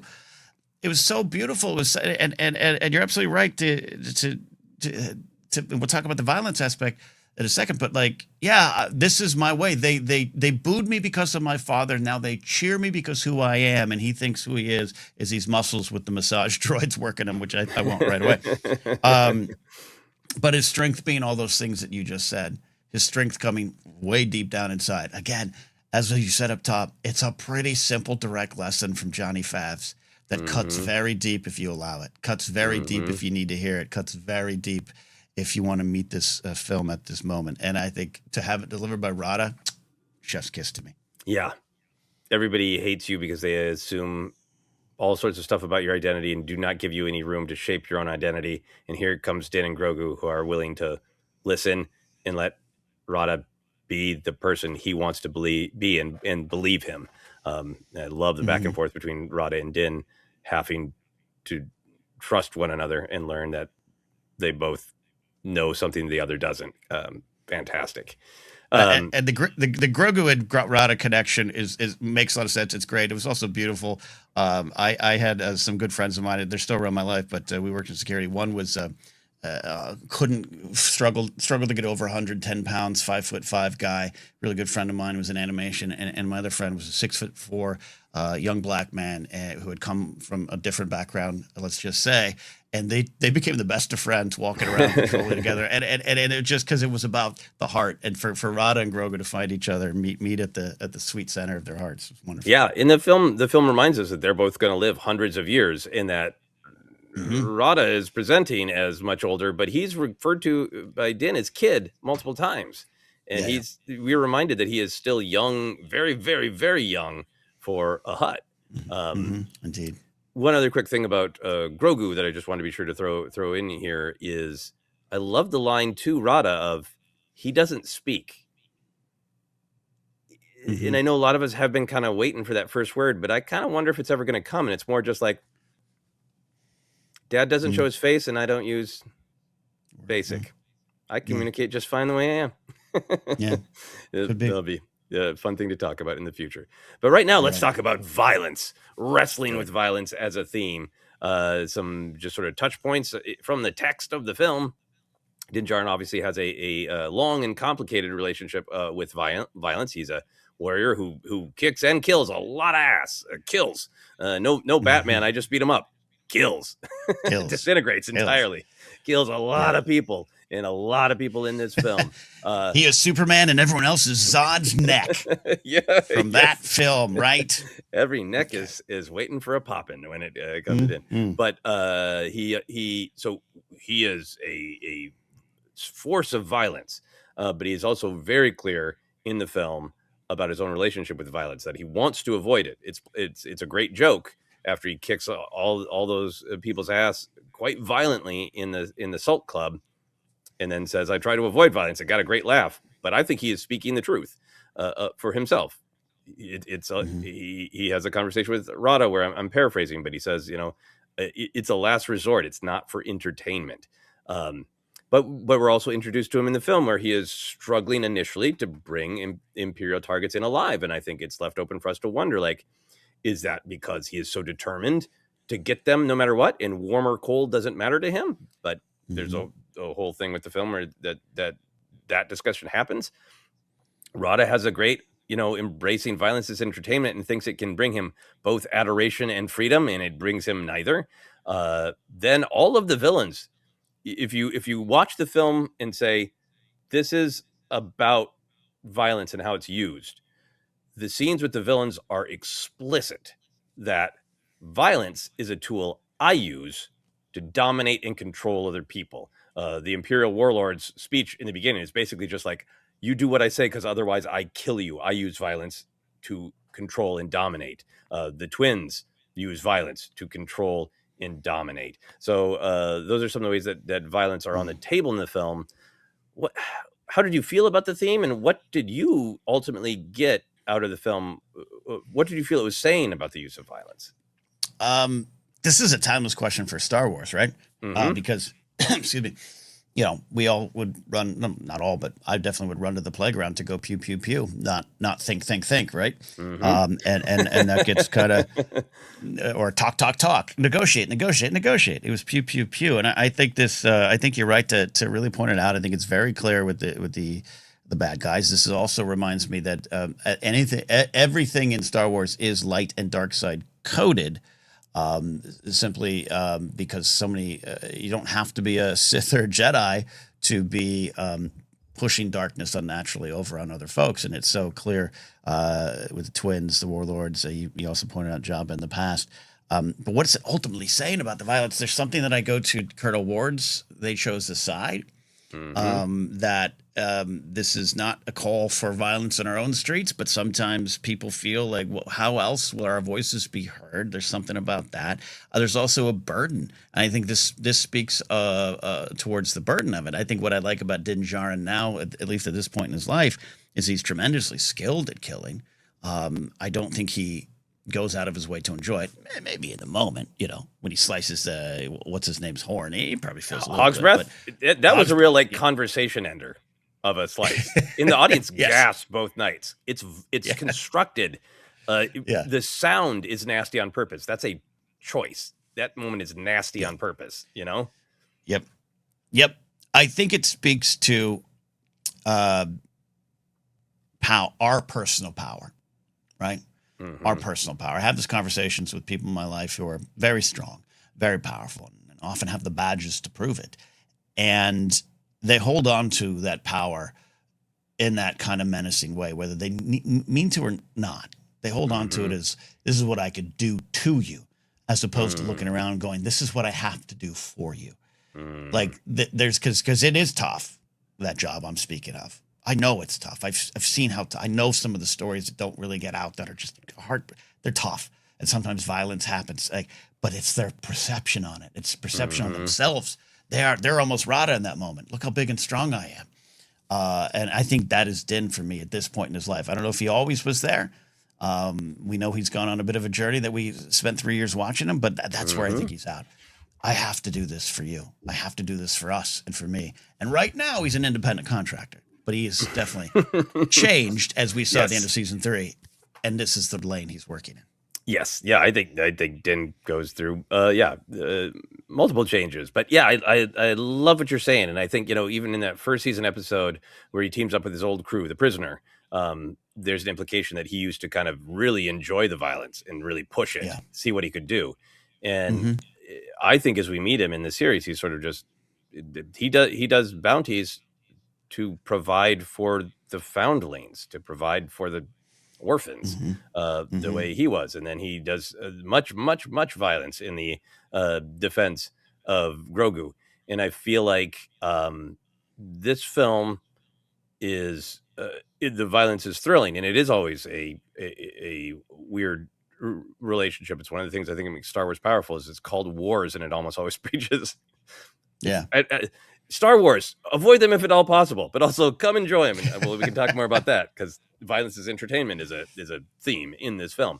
But for Din, I feel like it's just really presented of like, if violence is going to happen, it must be understood and it must be questioned. When are you using it and why? For what goal? Is, like you're saying, is it power, control, domination, entertainment, or is it only for defense when it must be? And I think I was thinking a lot about the Star Wars, the light side and the dark side, and I think sometimes that can get broken down into it's teams. It's red lightsaber and blue lightsaber, and like it's the first Star Wars everybody loves because it's so simple, because the heroes wear white and Han's a little more morally gray, so he wears white and black, but the bad guy's got a black cape, and it's all so clear. And I think Star Wars is always after this pursuit of your choices about how you treat other people are the difference between light and the dark side. How do you use your power against who and why and when? And I feel like Din is violent when he must be, and he's extremely violent. He's PG-13 violent. But he's chastised early on about, hey, you got that cool line about warm and cold, and you seem to be real quick with the cold these days. And I love that is the tension point of, you need to bring in Janu Coin, you need to bring him in warm, and there's an explicit callback to his warm or cold line, and it feels like Din saying, I understand everybody wants me to. This is maybe a point where I am not using my violence well. This is maybe a point where I'm crossing the line, because just gone. I just want the Imperials gone, because they make things dangerous for me. They make things dangerous. They're going to abduct my child again. They just got to be gone, right? Right. And then being pointed to the bigger idea of like, but we need to be thoughtful and considerate about it. They have information, and we need that information. And everybody is rewarded for it, right? Din and Rada and Grogu are all rescued, and the Anzellans are all rescued at the end because he brought Janu in alive. Janu gave the information that the twins were collaborating, and that's what made the New Republic go, we are justified in taking this action. So I think we do see him trying to work with the reality that violence is a huge part of his life and culture. Yeah. And how to use it. Yeah, absolutely. And absolutely. when, yeah. Obviously, the whole theme of violence is entertainment is great. I love Rada's belief that he can be seen and adored. And I love the switch when Din beats him and has, the axe to his neck, and the look on Rada's digital face when the audience starts chanting kill, kill, kill, and he realizes, that they're into violence for their own enjoyment. This has nothing to do with me. I'm not getting anything out of it. My wife and I were talking about it, and she was like, Rada was like an influencer who only shares really negative, angry thoughts, and they get a lot of followers, and they think people care about them, but people don't actually have a relationship with the influencer. Yeah. They're being fed violence, and sometimes violence can be entertaining, and they just want to eat the violence.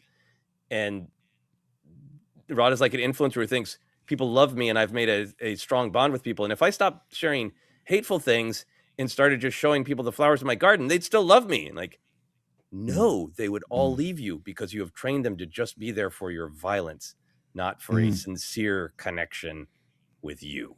So I thought that was a fascinating take. So there's my wife's 2 cents on ForceCenter. Sarah's wonderful there. That's some great insight. I wonder how many thumbnails Rada made with Kathleen Kennedy's red eyes. I wonder. Yeah. No. Well, that's wonderful. That's beautiful. It's wonderfully said. Yeah. One of the other things I wanted to talk about with violence, which really sunk in after my first viewing, is there's a sense that the people who are quoted as heroes are saying, let's only use violence when we really have to. Let's take people in alive. It's only for defense. We need to use knowledge. And every time that everything's kind of, sort of fallen apart, there becomes lots of literalness about the laws of the jungle, the laws of the food chain. I would say one of the sub-themes of this film is who eats who, literally. Grogu, we know, eats things that is kind of played for comedy, but there's also a great hero moment where he eats that, space scorpion that's going to kill his dad. There's that, and his stomach. I don't know what that heartburn. That's what made it like, yeah, he is made of strong stuff inside there. I think it's a frog dog that swallows Grogu whole, and he's saved. That's another image of literally being swallowed. The Dejeric monster bites down on Din's head. The dragon steak is trying to eat Din. Gattori. It isn't just the Hutts want to buy you, they want to sell you, they want to capture you, they want to devour Grogu. They want to eat you. It's so vicious and so primal. And then the great image at the end, it's a great comeuppance for villains, but it ties into this violence of like, if you just want to use violence to dominate and control, eventually it's going to come back to you, and it's going to come back to you in this visceral way where the Hutts, who metaphorically and literally just want to devour anything that they think is less than them, are devoured by their pet that they've enslaved to do violence for their entertainment, and they are swallowed whole in a really visceral, like, look at those 2 Hutt lumps in that dragon snake's mouth. It's so visceral, but it really ties into this whole this thing that's bubbling throughout the film of this really graphic. Do you believe in the laws of jungle, or do you believe in the laws of community? Because all you want is to cheer for violence and death, and the biggest person gets to eat the smallest person, then this is what's coming for you. Yeah, no, great takedown of capitalism. Yeah, no, I think that's great. Yeah, no, absolutely. It is. Yeah, no, I think this is one of the things too that is simple and until it's not, until it's wonderfully deep, and it's its attention at the heart of Star Wars, like you said, from the very beginning, from the very title coming across the screen for the first time. But I also think it's again part of this important morality tale that youngsters are walking into. This also reminds me of the great, one of our favorite moments here at ForceCenter in the Book of Boba Fett with Garsa Fwip talking to Black Chrysanthemum about what they used to cheer you for, but that's not what we're here for anymore. You must change. And there's a lot of folks in this film who don't change. I mean, probably change a little bit as they get digested, but slowly over time. Over time. I want to talk about this theme of violence in relationship to Grogu. How did you feel like Grogu's arc or character fit into this study of violence? I think how to use it always comes to mind, and at the end of the day, he might be one of the most powerful players on the field, right? I think he's susceptible to some bigger forces right now, only because of his age and size, but you know what I mean by that.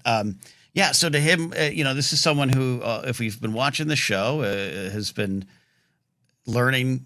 It's daddy violence time. Time to shut the pram. Up. Yep. Here's what we do. And I commented on that before. And then, it's part of his video game kill set, or skill set, I should say, not kill set, skill set, to put big creatures to sleep. With Rancor and Book of Boba Fett, and it's not Merrick. I gotta look. I know it's like Kaibu or something. I think the dog's name. Kaibu. Yeah. I think Keibu. Kaibu. Yeah. Merrick, of course, passed away, and that's aftermath in the books. We hear that, which does make me have a little bit of sympathy in my heart for Embo. Yeah. He's a dog. He's a dog guy. I think. Yeah. Yeah. Anyways, just that's right. So I love just Grogu knowing what to do with his power and when to use it. He's learning the lessons all along the way. Yeah, I think it's great that he's traveling. He's on these adventures. It's not like before where Din is sort of like, I'm trying to take this kid somewhere safe and I don't want to let him out of my sight. So he's just kind of around this violence.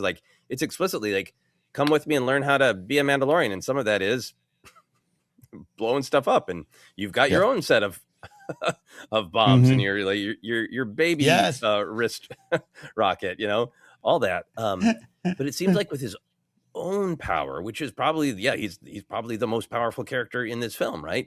With his abilities with the Force, that there's a real conscious choice to the closest he gets that I can recall to violence is blowing up the mouse droid. Yeah. But other than that, how does he use his great power? He heals his dad, his wound. He hides his dad.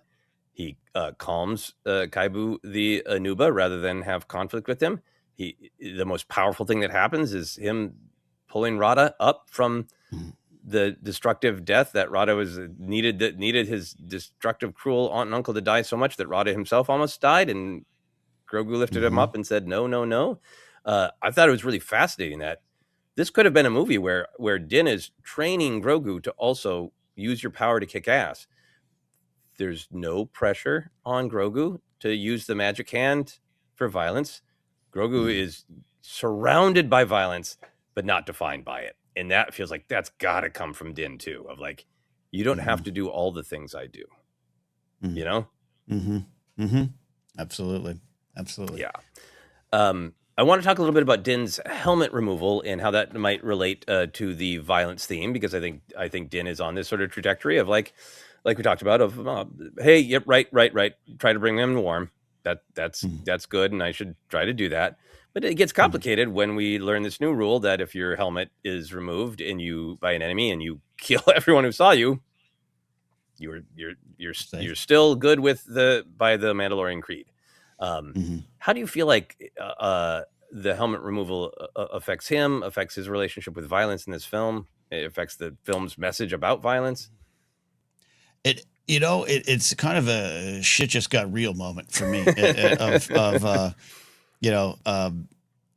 way it was even yanked off and the way they knew that it would shame him. This is about shame. This is about removing his honor. Perhaps the only thing he clings to often, like you said, it's what drives him forward right now. And so it becomes such a real naked moment. And it's the Pedro moment. I get it. And I already seen some cynical articles out there about Pedro's just pulling one over on Disney and getting the cheapest, easiest payday ever. Wonderful takeaway from a movie like this. And I invite any of those people to shoot all of those water scenes. Shoot all of them and shoot all of those water fighting scenes. Yes. Yeah. And also, I also think at this point, and Pedro can do. He's an actor, and his big, Red Viper coming onto the public stage moment is very much. He's a great fighter. He's very physical. But at this point, Brendan Wayne and Lateef Crowder have so made this character like I think you want the 3-headed monster. Yeah, you do. You do. And the credits are so fantastic that they are front and center in the credits. Yeah. Anyways, it becomes raw moment. It is a violent action. It is a violent action, and it comes with a great threat of saying, you're not if you're all dead. Not if I do that. Makes me think of the IG-11 moment of only he could be the one to take the helmet off because he wasn't human and it didn't count. A little loophole in it there. So yeah, it was a very violent moment that if it goes at its honor, it goes at everything you're talking about. It reminds me a lot of. I think of Obi-Wan and Maul in the final confrontation in the Twin Sons episode of Maul going, "Oh, wait a minute, you're here for someone," and that's the moment that Obi-Wan's like, "All right, violence is forthcoming." Yeah, and I feel like it's different with Din because it's part of his culture. Weapons are part of our religion. It's one of the great banger quotes of the Mandalorian. But I think the helmet thing is, I think a lot of what Din is saying is like, I try to avoid violence, and then gets that big laugh after he kicked everybody's ass in the Salt Club. And I think that is shot and sound designed to be extra visceral. We're reminded of the cost of the violence. You did not need to include the shot where he is walking out and people are getting stitches. That's a choice to remind you that the man is a force and he's violent and he messes people up, right? But I think the film is very consistent of like, I don't want it. I will go after Imperials because they are a violence to the galaxy. And if you would just let me to walk into that, I'd really love to walk into that office and talk to your boss.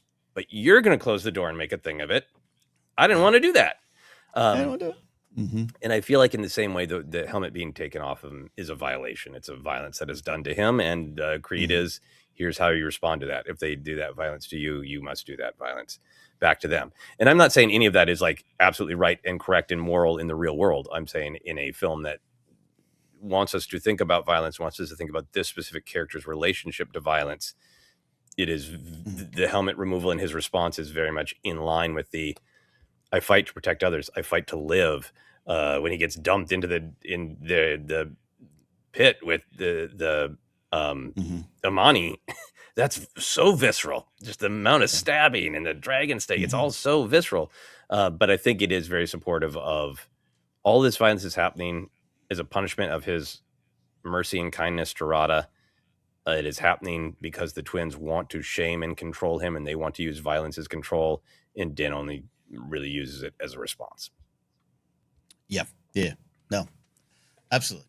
Yeah. Nothing more to say on that. Last thing, kind of big thing with violence that I want to talk about is the film's a pulpy adventure thrill ride. The audience, I sat there and enjoyed a lot of violence, and I can't wait to watch it again and enjoy that violence again while watching a film about avoiding violence. So how do you feel about the classic Star Wars conundrum of pew, pew, pew is a lesson in, if you can avoid it, don't pew, pew, pew. How did you feel about it in this film? I gotta be honest, the crowd did not react as much to the violence in my screenings, both of them. The second one doesn't really count. The first one, it was the cheer moments that were there, the ends of it, yeah. But I still think it's there, and I think you're right. I think it is who we are as humans, right? I play Fortnite every night. When I get a great elimination and the character explodes and all their stuff drops out and I get to collect it, I let out a cackle. Ask people to play Fortnite with me. I'm like, I love it. I love it. And I think we all have that ability inside of ourselves not to fight as good as Din.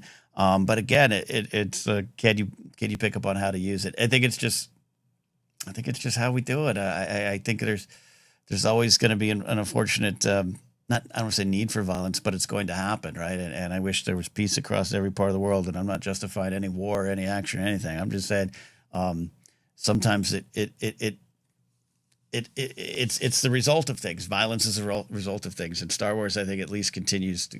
We know why we got you here. Mm-hmm. Maybe could you listen to the big whys behind it? Yeah, I don't think everyone gets it. I get it. I didn't spend my youth going, guys, we should not be reenacting the Battle of Endor. I mean, I definitely did as a kid. Like, I came to appreciate it, and it sunk in deep. But it's like, why didn't Luke try to cut the Emperor's head off? Right.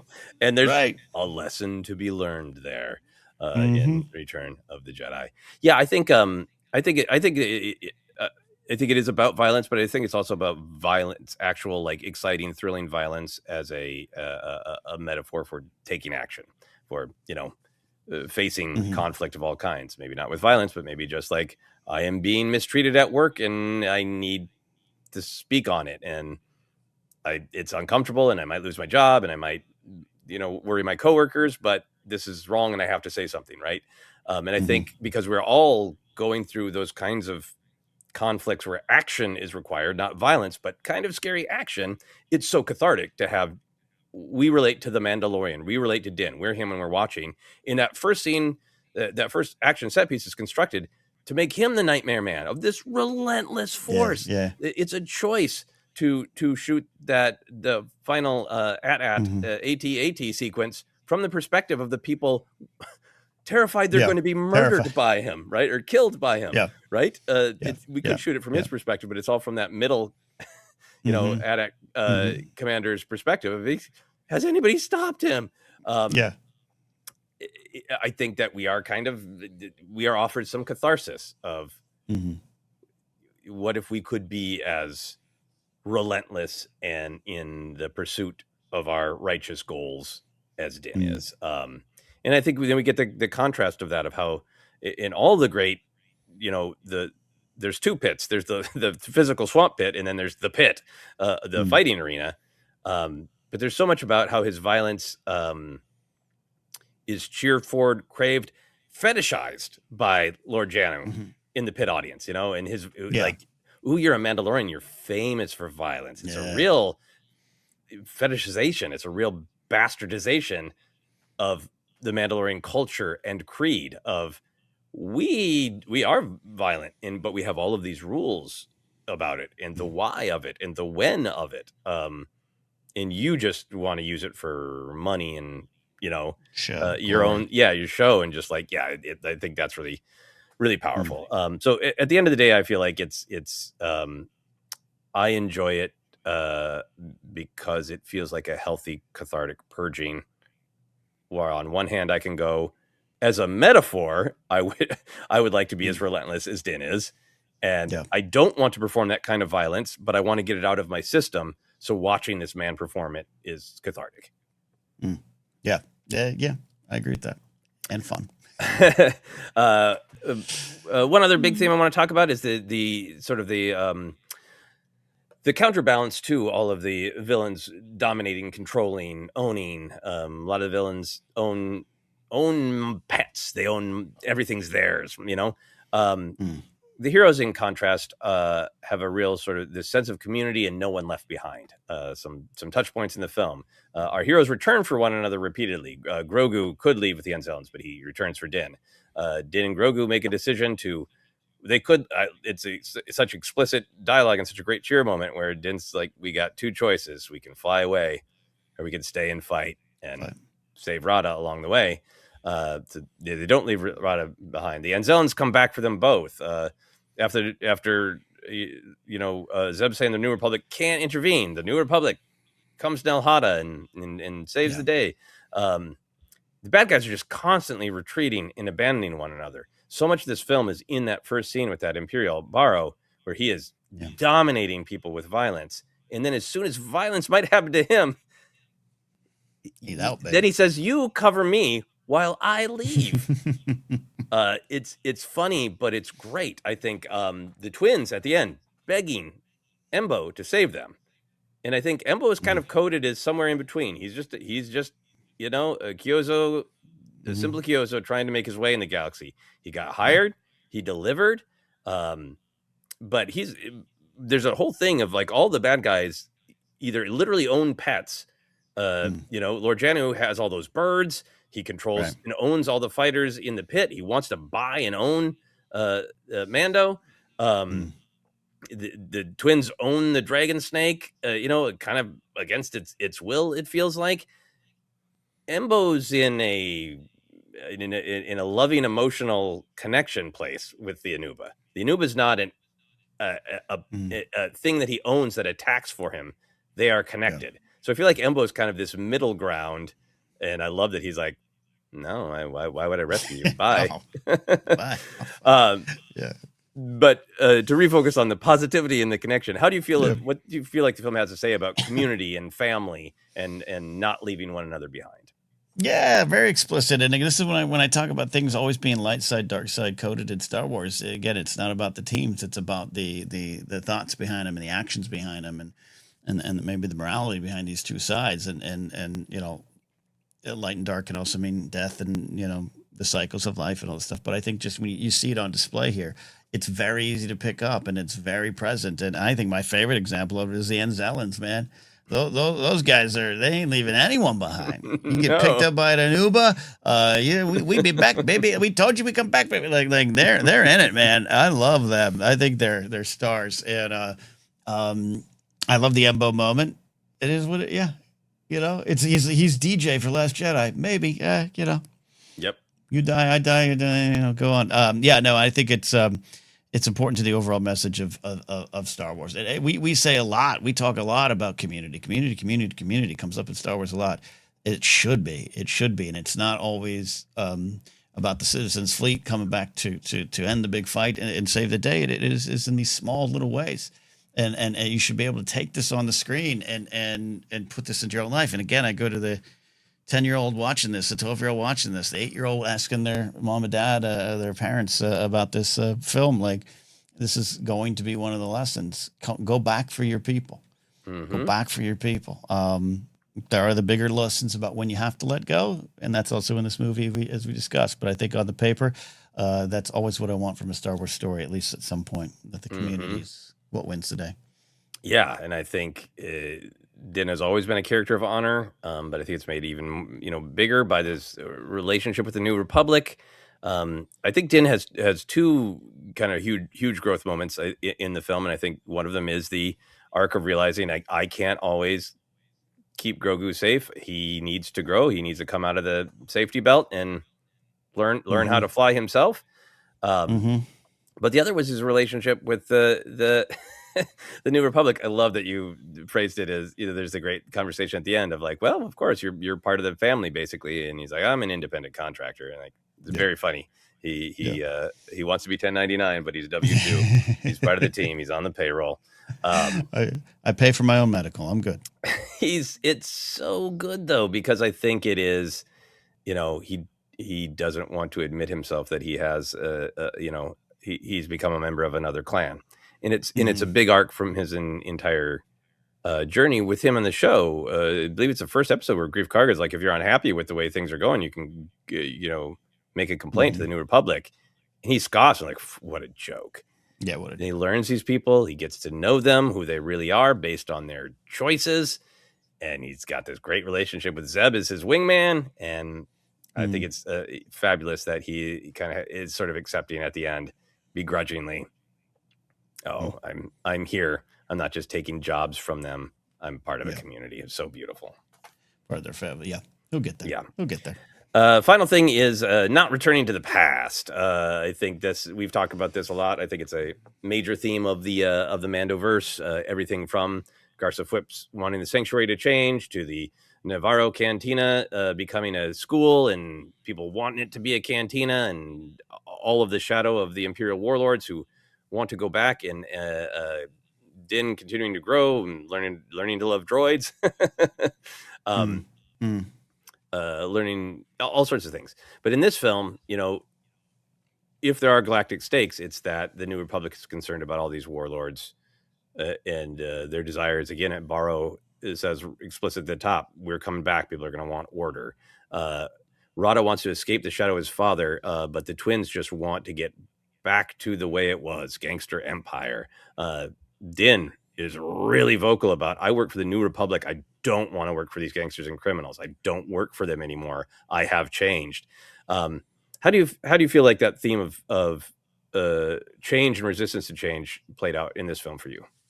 It's consistently one of my favorite things in Star Wars, as well as the community and found family stuff. I think this whole series, every bit of Star Wars storytelling has some sort of change is important to the center of its story. And I think you did a good job of just saying, here's all the various reasons. It kind of comes up a lot.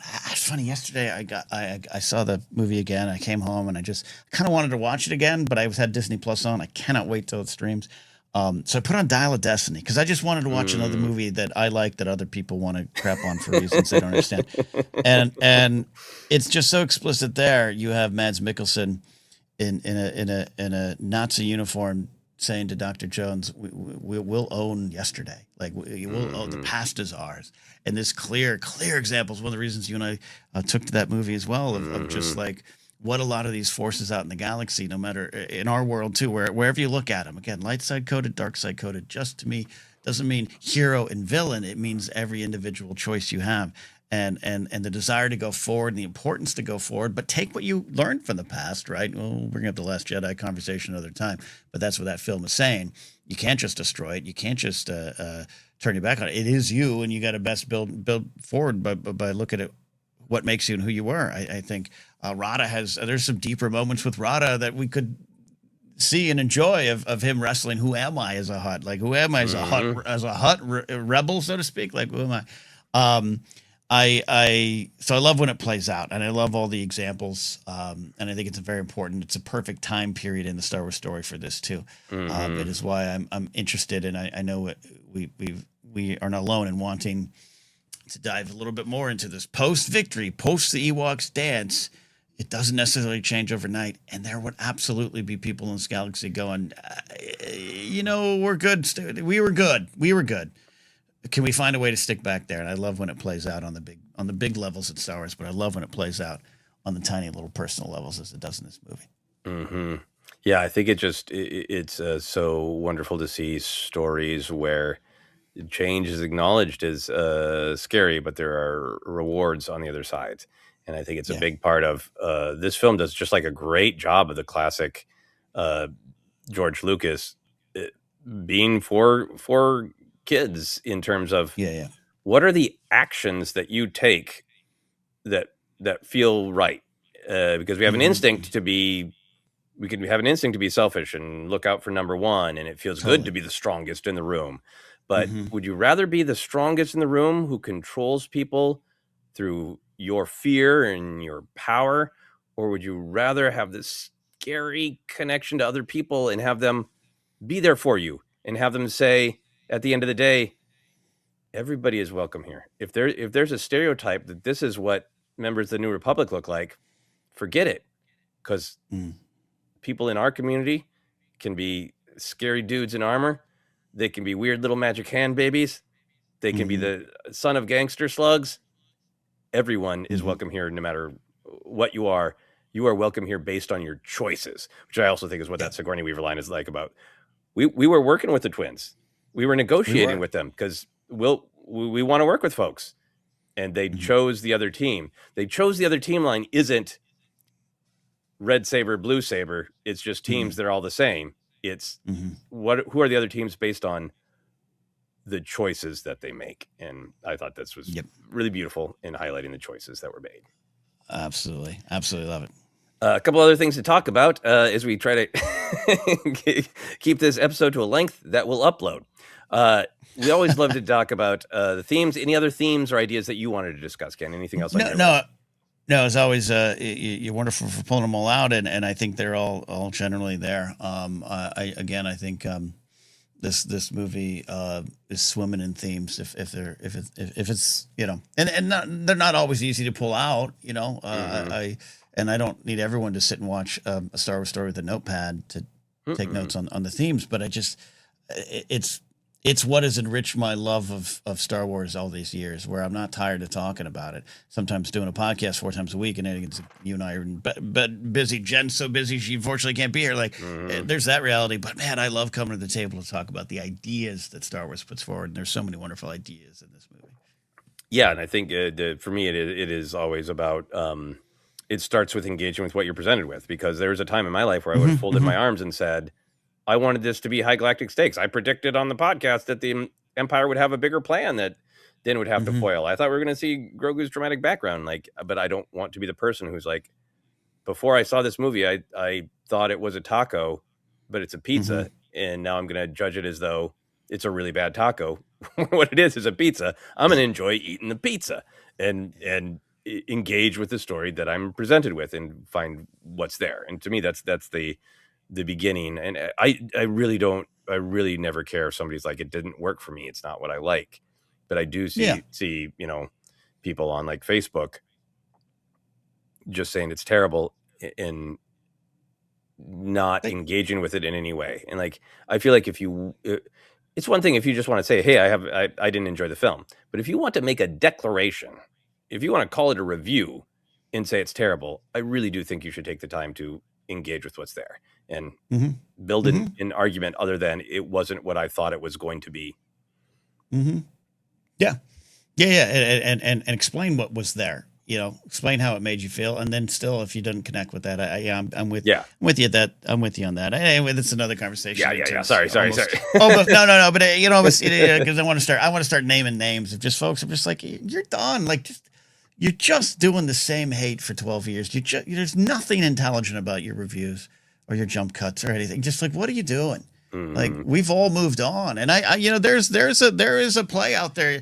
There is a thing going on where I know there's a lot more people going, I'm just not interested in those who are like, here's what I don't like. I'm interested in those that share the art that moves them. We need that in this time, and I do see some pushback from time to time. You're always going to have the critical stuff, and there's always a place for reviewers and everything. I get it.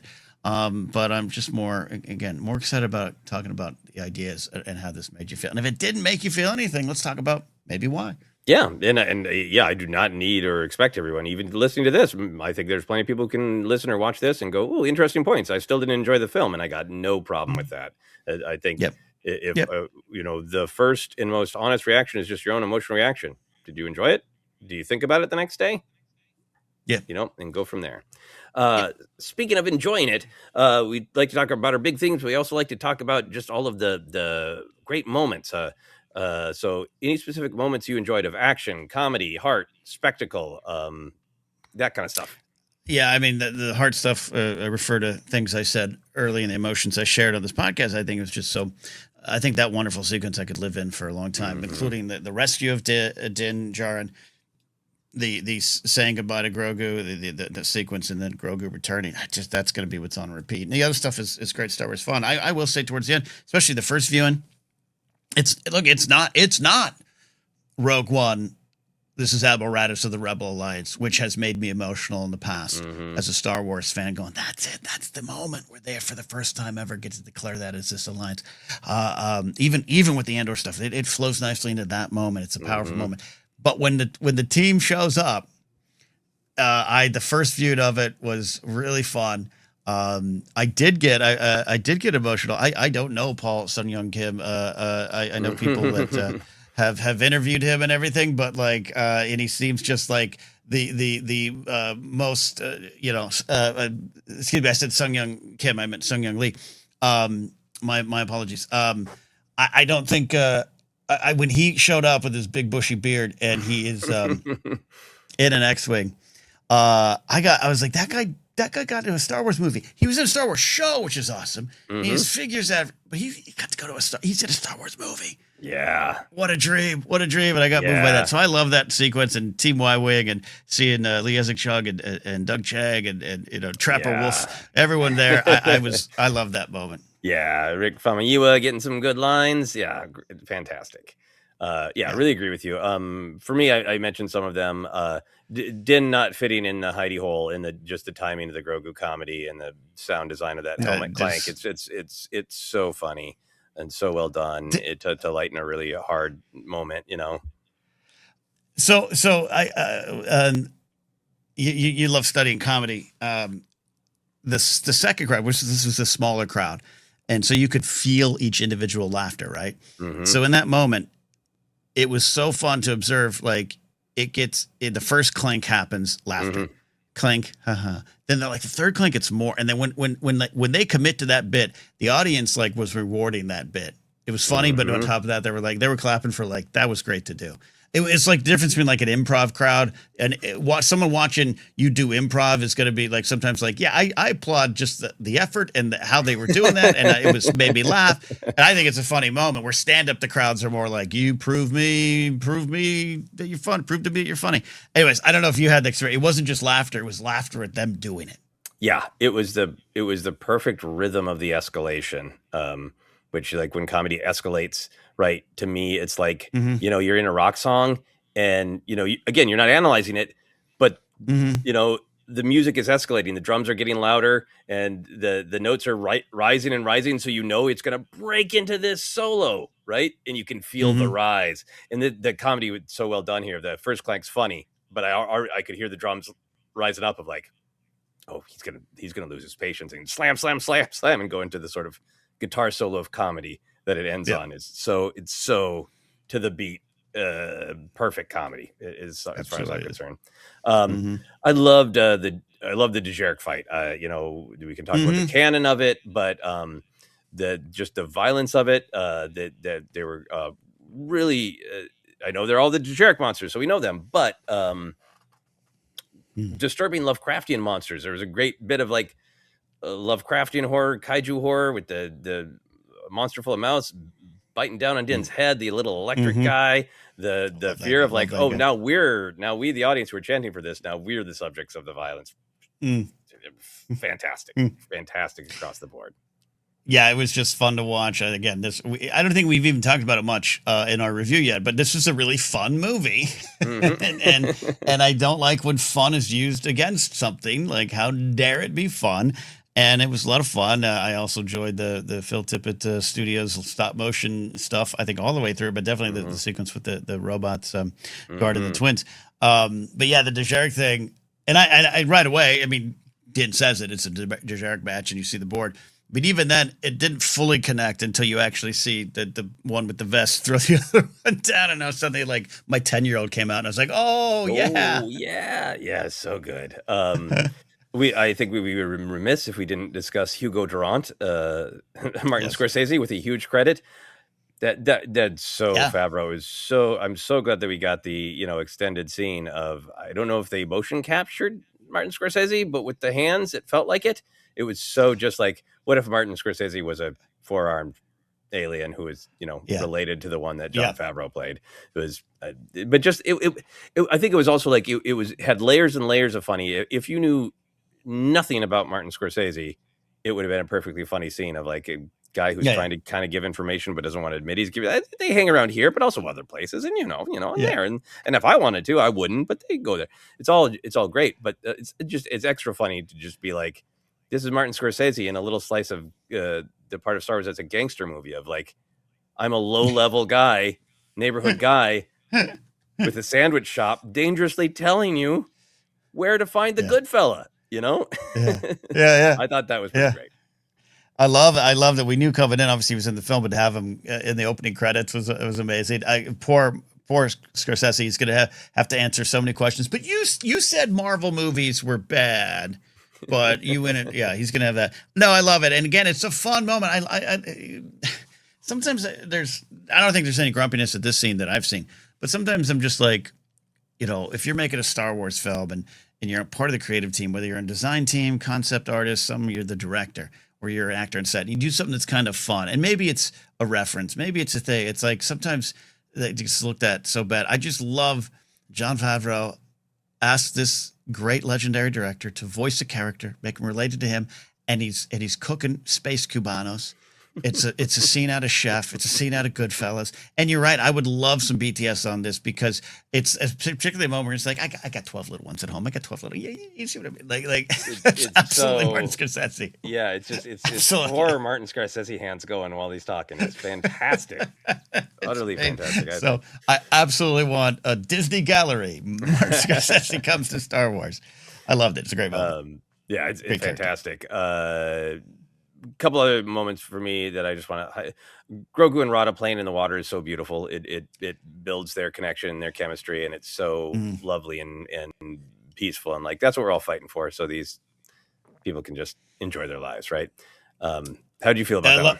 I love the moment. I think it's a favorite of a lot of folks. It's so heartwarming, and that's why I described this film as, it's just special. It's got a warm center, and again, as I said up top, I think it's a B+ film for reasons we can maybe discuss in terms of just little tiny details. But it moves me, and this is why it's going to be a favorite rewatch of mine. It's an A+, and it's moments like that. It's also a moment that looks great too, and I don't know if the Hutts all worked out perfectly. It's just hard to do outside of animation. I think it's just really hard to do. But that moment looked just perfect. Totally perfect. I thought it was fantastic. I also it is played for not played for comedy. There's a comedy element to it, but I love Grogu kidding out to go rescue his dad and realizing like, oh, he's it's really silly. He's got his sort of training wheels. He's got his armor to protect him, but he's got the the gauntlet, the bracer, and he's got his own. I don't know if he raided Dad's closet or if he's like, Grogu, these are your bombs.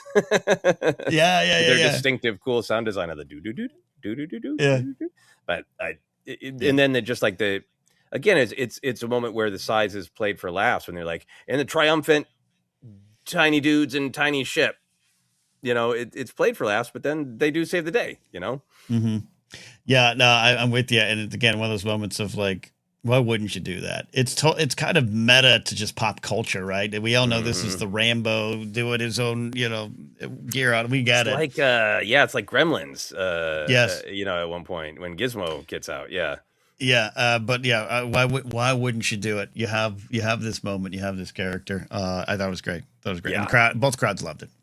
Yeah, but huge laugh. The other thing that got a huge laugh is the hollow image of Rada as a youngster. Which I thought was so funny because the people who know it are like, "Yep, that's Rada. That's Funky Muffin. That's Stinky." But it works so well if you don't. Like, here's these big, scary, monstrous, slug-like gangsters, and then it's a cute little baby one. It's really funny. Yeah, absolutely love that. Going in, because the toy come out. There's that toy that's out. That's kind of a weird choice. It's Baby Rada and Ariana Greenblatt as Ahsoka, and the figures out there. And there's some people upset because it's the old tube top version of it. And we were talking about with Ken Plume, like we were just wondering, like, why do you make that choice? Is there a flashback? Are we gonna have a flashback in this movie to him getting rescued in Ahsoka or something like that? And I kind of want to see that now because it's an interesting choice of a figure to make. But I'm glad it was not needed in this film. But I'm glad they had that moment. Yeah, fantastic. Just a couple quick action moments for me. That first set piece with Din as his terrifying, unyielding force is so great. In particular, all of the lighting snowtroopers and AT-AT pilots on fire. There's a great moment where the commander's like, "Get up there." The guy says, "But we're pilots." And then, it is vicious. I want to acknowledge that, and I cheered. Din lights him on fire and kicks him off a cliff. I mean, it's really great. But he doesn't like doing that. Yeah, you made me do it. No, I agree. I'm with you. Yeah, no, I'm with you in the sequence, and I've seen that sequence now 3 times. And I love the beats it hits, and actually the thing I love the most, and it makes me feel so sorry for the AT-AT, which is not a real thing. It's not living. But when the first one to fall goes down the side of the hill, and it just kind of looks like a horse falling off a hill, I'm like, maybe too many horses on the video game Red Dead Redemption 2 have died underneath my feet, and I just get really sad. But it like I pulled me. It's like, the thing. Yeah, it's great. Yeah. I could go on and on, but the last thing I want to mention is the Amani are really terrifying. I love them popping their heads out of the water and the hissing, right? They're so terrifying. Let's talk about that. We knew Amana Man was going to be in it. We'd seen that shot, and a lot of talks about that. But remember the critique of John just plays with his action figures. Goddamn right he does, and he turns that figure, one of the most celebrated. Our old buddy Van Williams celebrated that on our old Star Wars Ranked episode as his number one favorite figure. Like, to take that silly old figure that's a trivia question of there used to be this. He's in the movie, and to turn it into that. Oh my God, I love the use of the Amani. Well, yeah, and it kind of like, if I'm remembering correctly, the Amanaman was kind of like, depending on who you talk to, like he's kind of like a worm dude. Yeah. But then but he has a staff full of skulls, so maybe we should put some respect on him. Yeah. That's totally that is the playing with action figures that I think is good. It's not childlike. It's it is childlike in the best ways that creativity is childlike, is imagination. You ask yourself a question, and Favreau, a teen by that point when a Monoman comes out. I don't know if he maybe he has an Monoman action figure. Maybe he's playing him with him at 16 or whatever age he was when Return of the Jedi came out. But that thing is scary, and it's great imagination to go but he just stands in the background. Right. Who is he? What would he do? Would he act as scary as he looks? And yeah. His species lives in swamps and pops out with huge ritualistic looking spears. Yeah. Their culture, and terrifying. Yeah. They're not just they're in captivity apparently for the twins, but they're a race. They're a people to me. They got some thought going on there, but they're terrifying. Yeah, and this goes back to season 1 of Mandalorian and the conversation around IG-11, and I think interviews with Dave going, for years, in Empire he was a prop, bolted down to the set that we couldn't move, but you had the figure and you always wondered how would we move. I think that's just still the fun of all this. What does this thing do? It's imagination. It's creativity. Yeah, it's not. Yeah. Anyway, we talked about there's discussion back and forth about is there enough Star Wars lore? Is there enough advancement of the Star Wars story? Is it? Do you need to know too much? I saw some reviews where it did say, this is only going to appeal to people who are all in Star Wars, and I've seen other reviews saying they threw out all the work they did in the TV show. So I want to be sure, as we always do, to talk about this sort of fun canon connections and Easter eggs, because I do think the film is constructed to be very friendly to people who don't know any of these things. But if you are an all-in Star Wars fan, it's a bonanza. We've already talked about the Amani and the Dejarik. We got Embo in his hat. It's a great deep dive. The INT-4 Interceptor, the famous Kenner mini rig. That they've been on a mission to put into stuff. My personal favorite, the interface on the X-Wings having the same graphics as the old Star Wars video game from the late 70s, early 80s. There was a lot. So is there anything in particular that spoke to you or made you, as an all-in Star Wars fan, long-time nerd, just be happy to see? Yeah, I think there was a poster with the INT-4, right? So I knew, so it was like and there was two of them there flying on this one poster I saw. So I figured something happened, but to see it there, to see it launch, I love the use of it. Love that guy dies in it. It's part of a great sequence. That just it was the best to be on the way home. Taffetas asked me a couple questions here and there, and then she didn't ask about that, and I knew she wouldn't know to ask about that. She collected other toys, not those toys, and I was like, the ship that you saw, the Imperial, they had these mini rigs, and we never knew where they were in the films, and it's just fun, and it's fun. I like that one. There's all the way through. There's a ton, but I like. Yeah, and you're right. I used to love that video game. Oh my God, I tossed so many quarters in that. Yeah. There's a place in Vegas you could still do it at the Pinball Museum. Oh, that's great. Yeah, there's a place. It used to be closed down now in St. Paul, Minnesota, where I played a lot of it with my niece, and that was really great. She loves Star Mm. Wars too, but it's like this is what video Yep. games used to look like, kid. This is what we Yeah, had. it used to be this difficult because it's kind of a difficult game. Uh, the INT-4 interceptor, it fits aesthetically to the Imperial War Machine so well. Like when they first got in, it's like cool. And it's like, oh, right, that's the Yeah, right. INT-4. Because at first I was like, good job, Doug Chang. Wait, great design. And they're like, no, wait, good job, Kenner, from 40 Yeah. years ago. That Exactly. design was fantastic. The Dejarik Yeah. is just like across the board, I think maybe one of my favorite scenes. And Mhm, that mhm, I love Star Wars going through its own world building and mhm, including something that changes it into a different context. I love the idea that, okay, from our perspective as fans, the Holochess game came first. But to me, I mean, I could be wrong, but the way I interpreted the film is like in fighting pits across the galaxy, a goal is to collect this collection mhm, of fearsome, terrible, monstrous mhm. creatures and make people take the Dejarik challenge. We have to fight them all. And somebody's like, let's make a board game of that. Yeah, You know, it yeah, felt like the actual challenge came first in the board games, just like play it at home yeah. was actually really interesting and funny to me. No, yeah, love that, love that. Love All and, right, as we and, head oh, toward, and I agree. I sorry. agree with you. The actual pit came first in Star Wars. Okay, cool. I look forward to the clarifications from Pablo Hidalgo's books. I've made a list of other things to be sure to cover, and I think for the most part we covered them. And want to be sure to Mm, mention how great it was that Brendan Wayne and Lateef Crowder were in the credits. There's yeah. no hiding it. In the big credits at the beginning of the film. Want to be sure Mm, to mention the music because I get yeah. caught up in talking about the ideas. And Ludwig Göransson, Mhm, fantastic. I think he's so building off of what he created for the Mandalorian television program.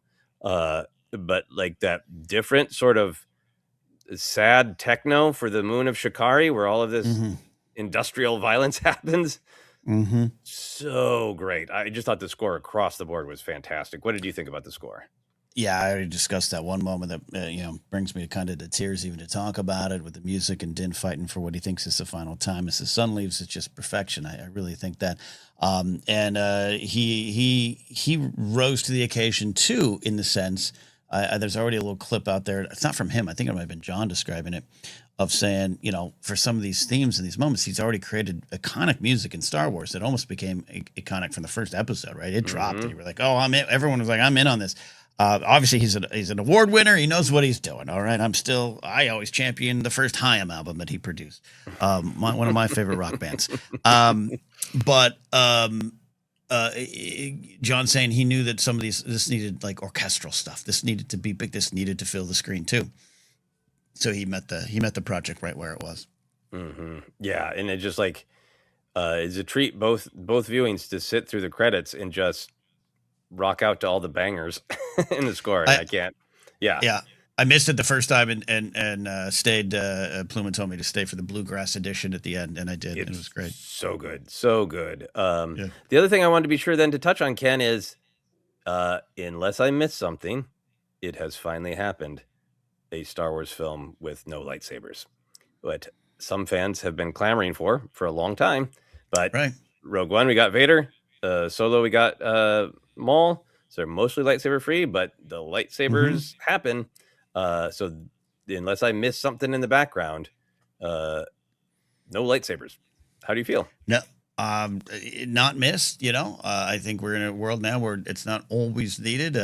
Andor proved that in a way, I would say. But I love when they show up, but it's not the right spot for it here.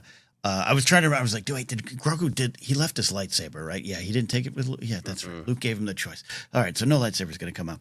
Love that. So that, and then, but at the very least, the other streak, though, that streak ends. The other streak continues. Anthony Daniels being in the film. Has been Oh, in every film. Yeah, he's credited at the very end. He's like, it might even be just a voice, but he's okay. credited there as like something with the pilots, like a tour voice or something, their voice guide or something. Oh, okay, Yeah. great. That's fantastic. No lightsabers, but Anthony Daniels. Anthony Daniels. That's a great review. I'm sure we're going to have much time over the next several months and years to talk about this. But after seeing the film, what are your personal hopes for the future of The Mandalorian and Grogu? Do you want a return to the small screen? Do you want this film to do well enough that the stories can continue at this scale? Do you want them to just pop up as, in the ensemble of this New Republic era in other shows or movies? Yeah. I think I was the only one that stayed to the end of the credits. Did you stay? And when Thrawn turned around in his seat and went, "But wait till I get there." Did you miss that? Okay. Yeah, I don't think they played that at my screening. That must have been just okay. Well, yeah, advanced screens. Must have been the guy dressed as Thrawn in my screening in Century City. It's a great question that I don't know the full answer in my heart yet. I don't think. It's not that I don't think this is going to be successful or anything. I mean, the tomato meter on the fan side is the highest debut for any Star Wars film. It's also the critic one's low. Blah. That's all what it is. It took 165 million to make it. It's going to make that money back, whether the opening weekend carries into the next weekend. Worldwide, it's going to do good. So I don't know about any of that, the business side of it. Just what do I want from these characters? I obviously want them to continue. I obviously think there's stuff on the table. I would love to get the answers. I do want the answer of Kelleran Beck and what friend he was taking Grogu to. I think there's a lot to fill in if you want to go back that way. I don't know if we'll get.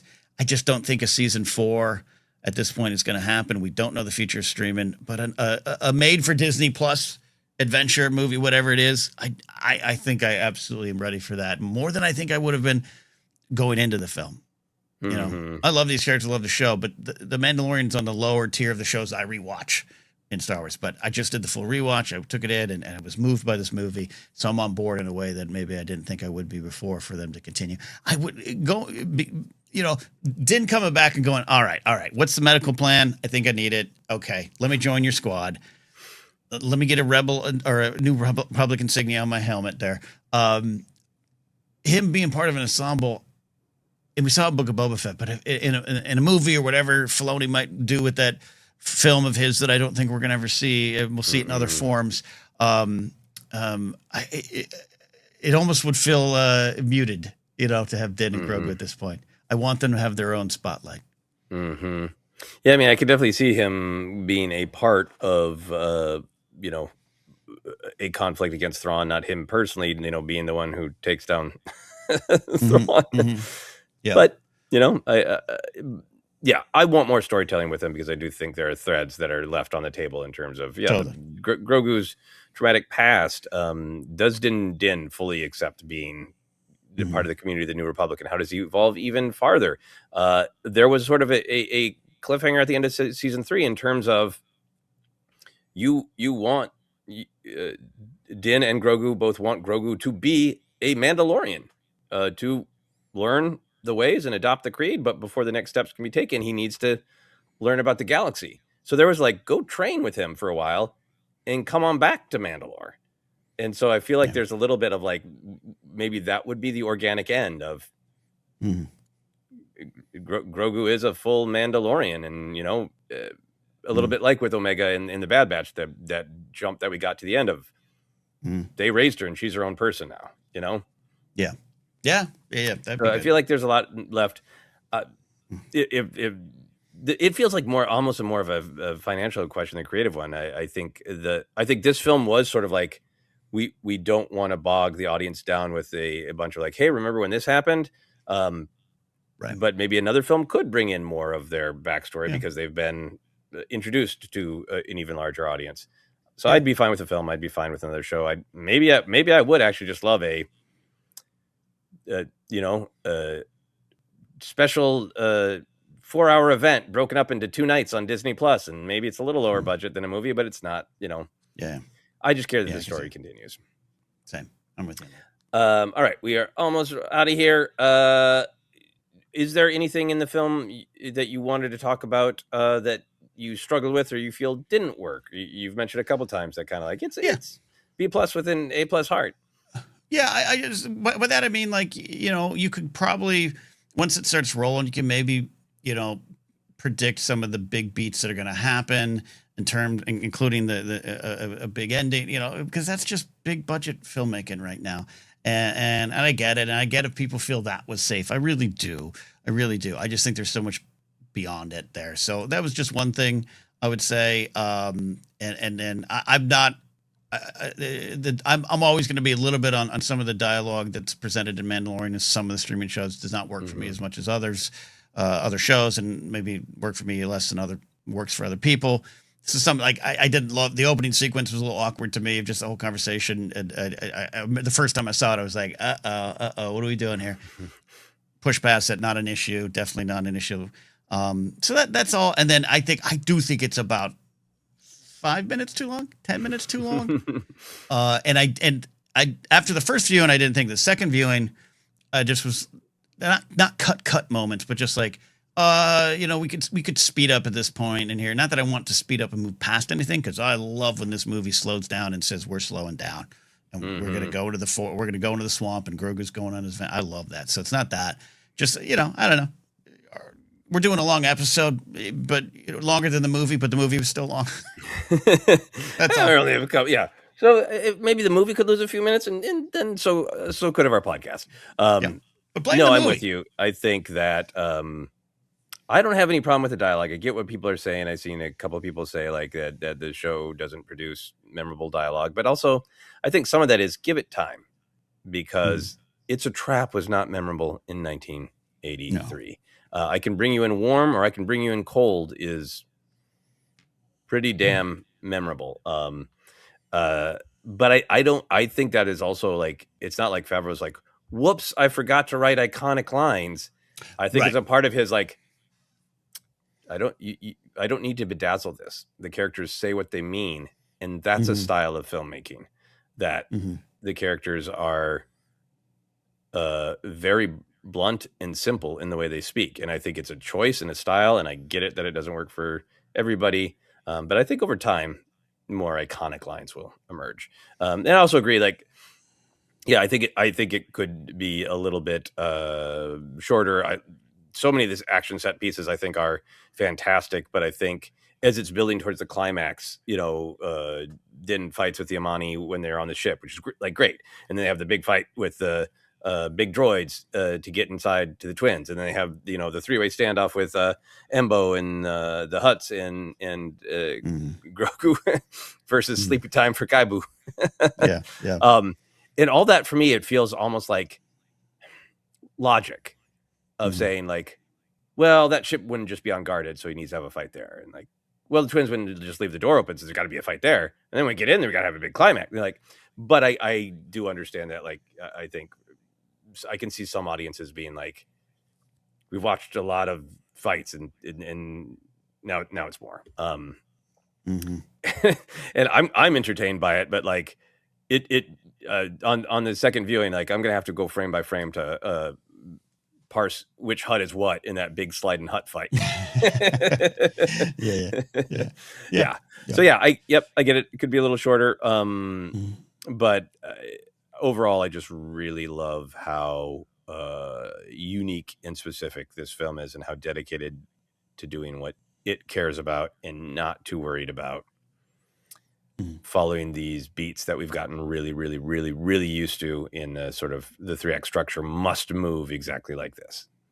Yeah. No, I agree. And the final for me on the Hutts, like I'm glad that they're there. I think the twins look good. I think they look good in Book of Boba Fett, but I think, it just, it's funny. Like the one kind of flopping out drunk and whatever was going on in that one side cave. Like I liked seeing all the Hutts. And I think was Rada, fantastic. Rada worked for me, and I think the performance was good. So it's not a negative to me. It's just, it's a big swing, and we can only do so much. Zeb, I think looked pretty darn good, and I think was there. But it's still, you're always going to have a little bit of your eye is trained to go, well, that's not real. But it's not. It is what it is.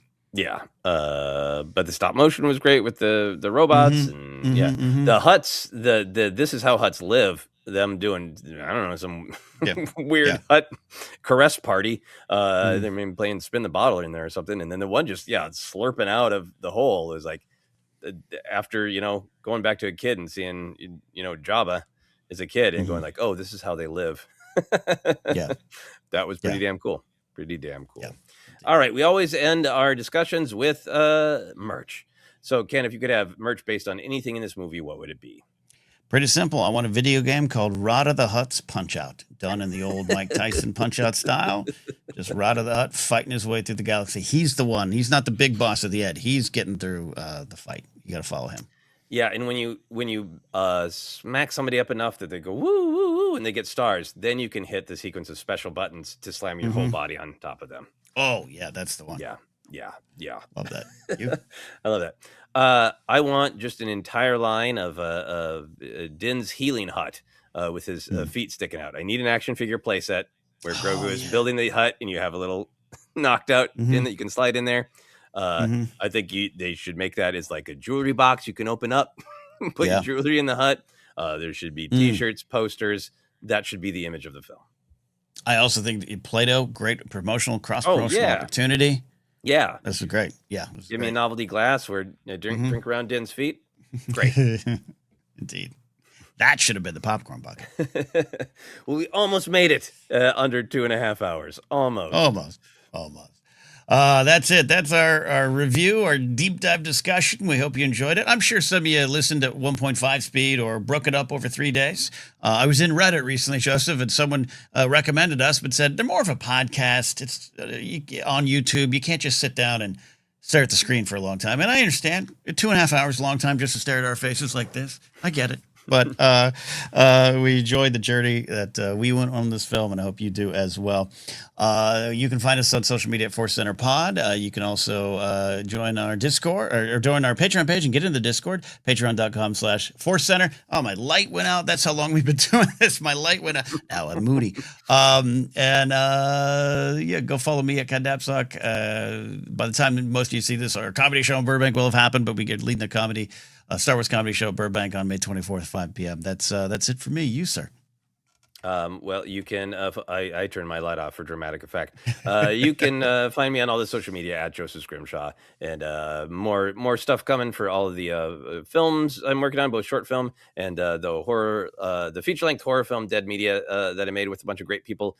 More info on that coming soon. Thank you as always for everyone for being a part of our community, for listening to this. This is always this is Ken and I sharing our takes, our opinions. I want to invite people to really engage with the story they're presented with and think about it. But I also love learning from all sorts of people in our community and hearing what worked for you and what didn't and why. And I think it's such a great way to learn about the different ways we love Star Wars and the different life experiences we have that affect the way we love Star Wars. So thank you for sticking with us for a long time to hear our thoughts, but please also know that we are anxious to hear your thoughts and your whys and your loves and your struggles as well. So thank you for being part of this.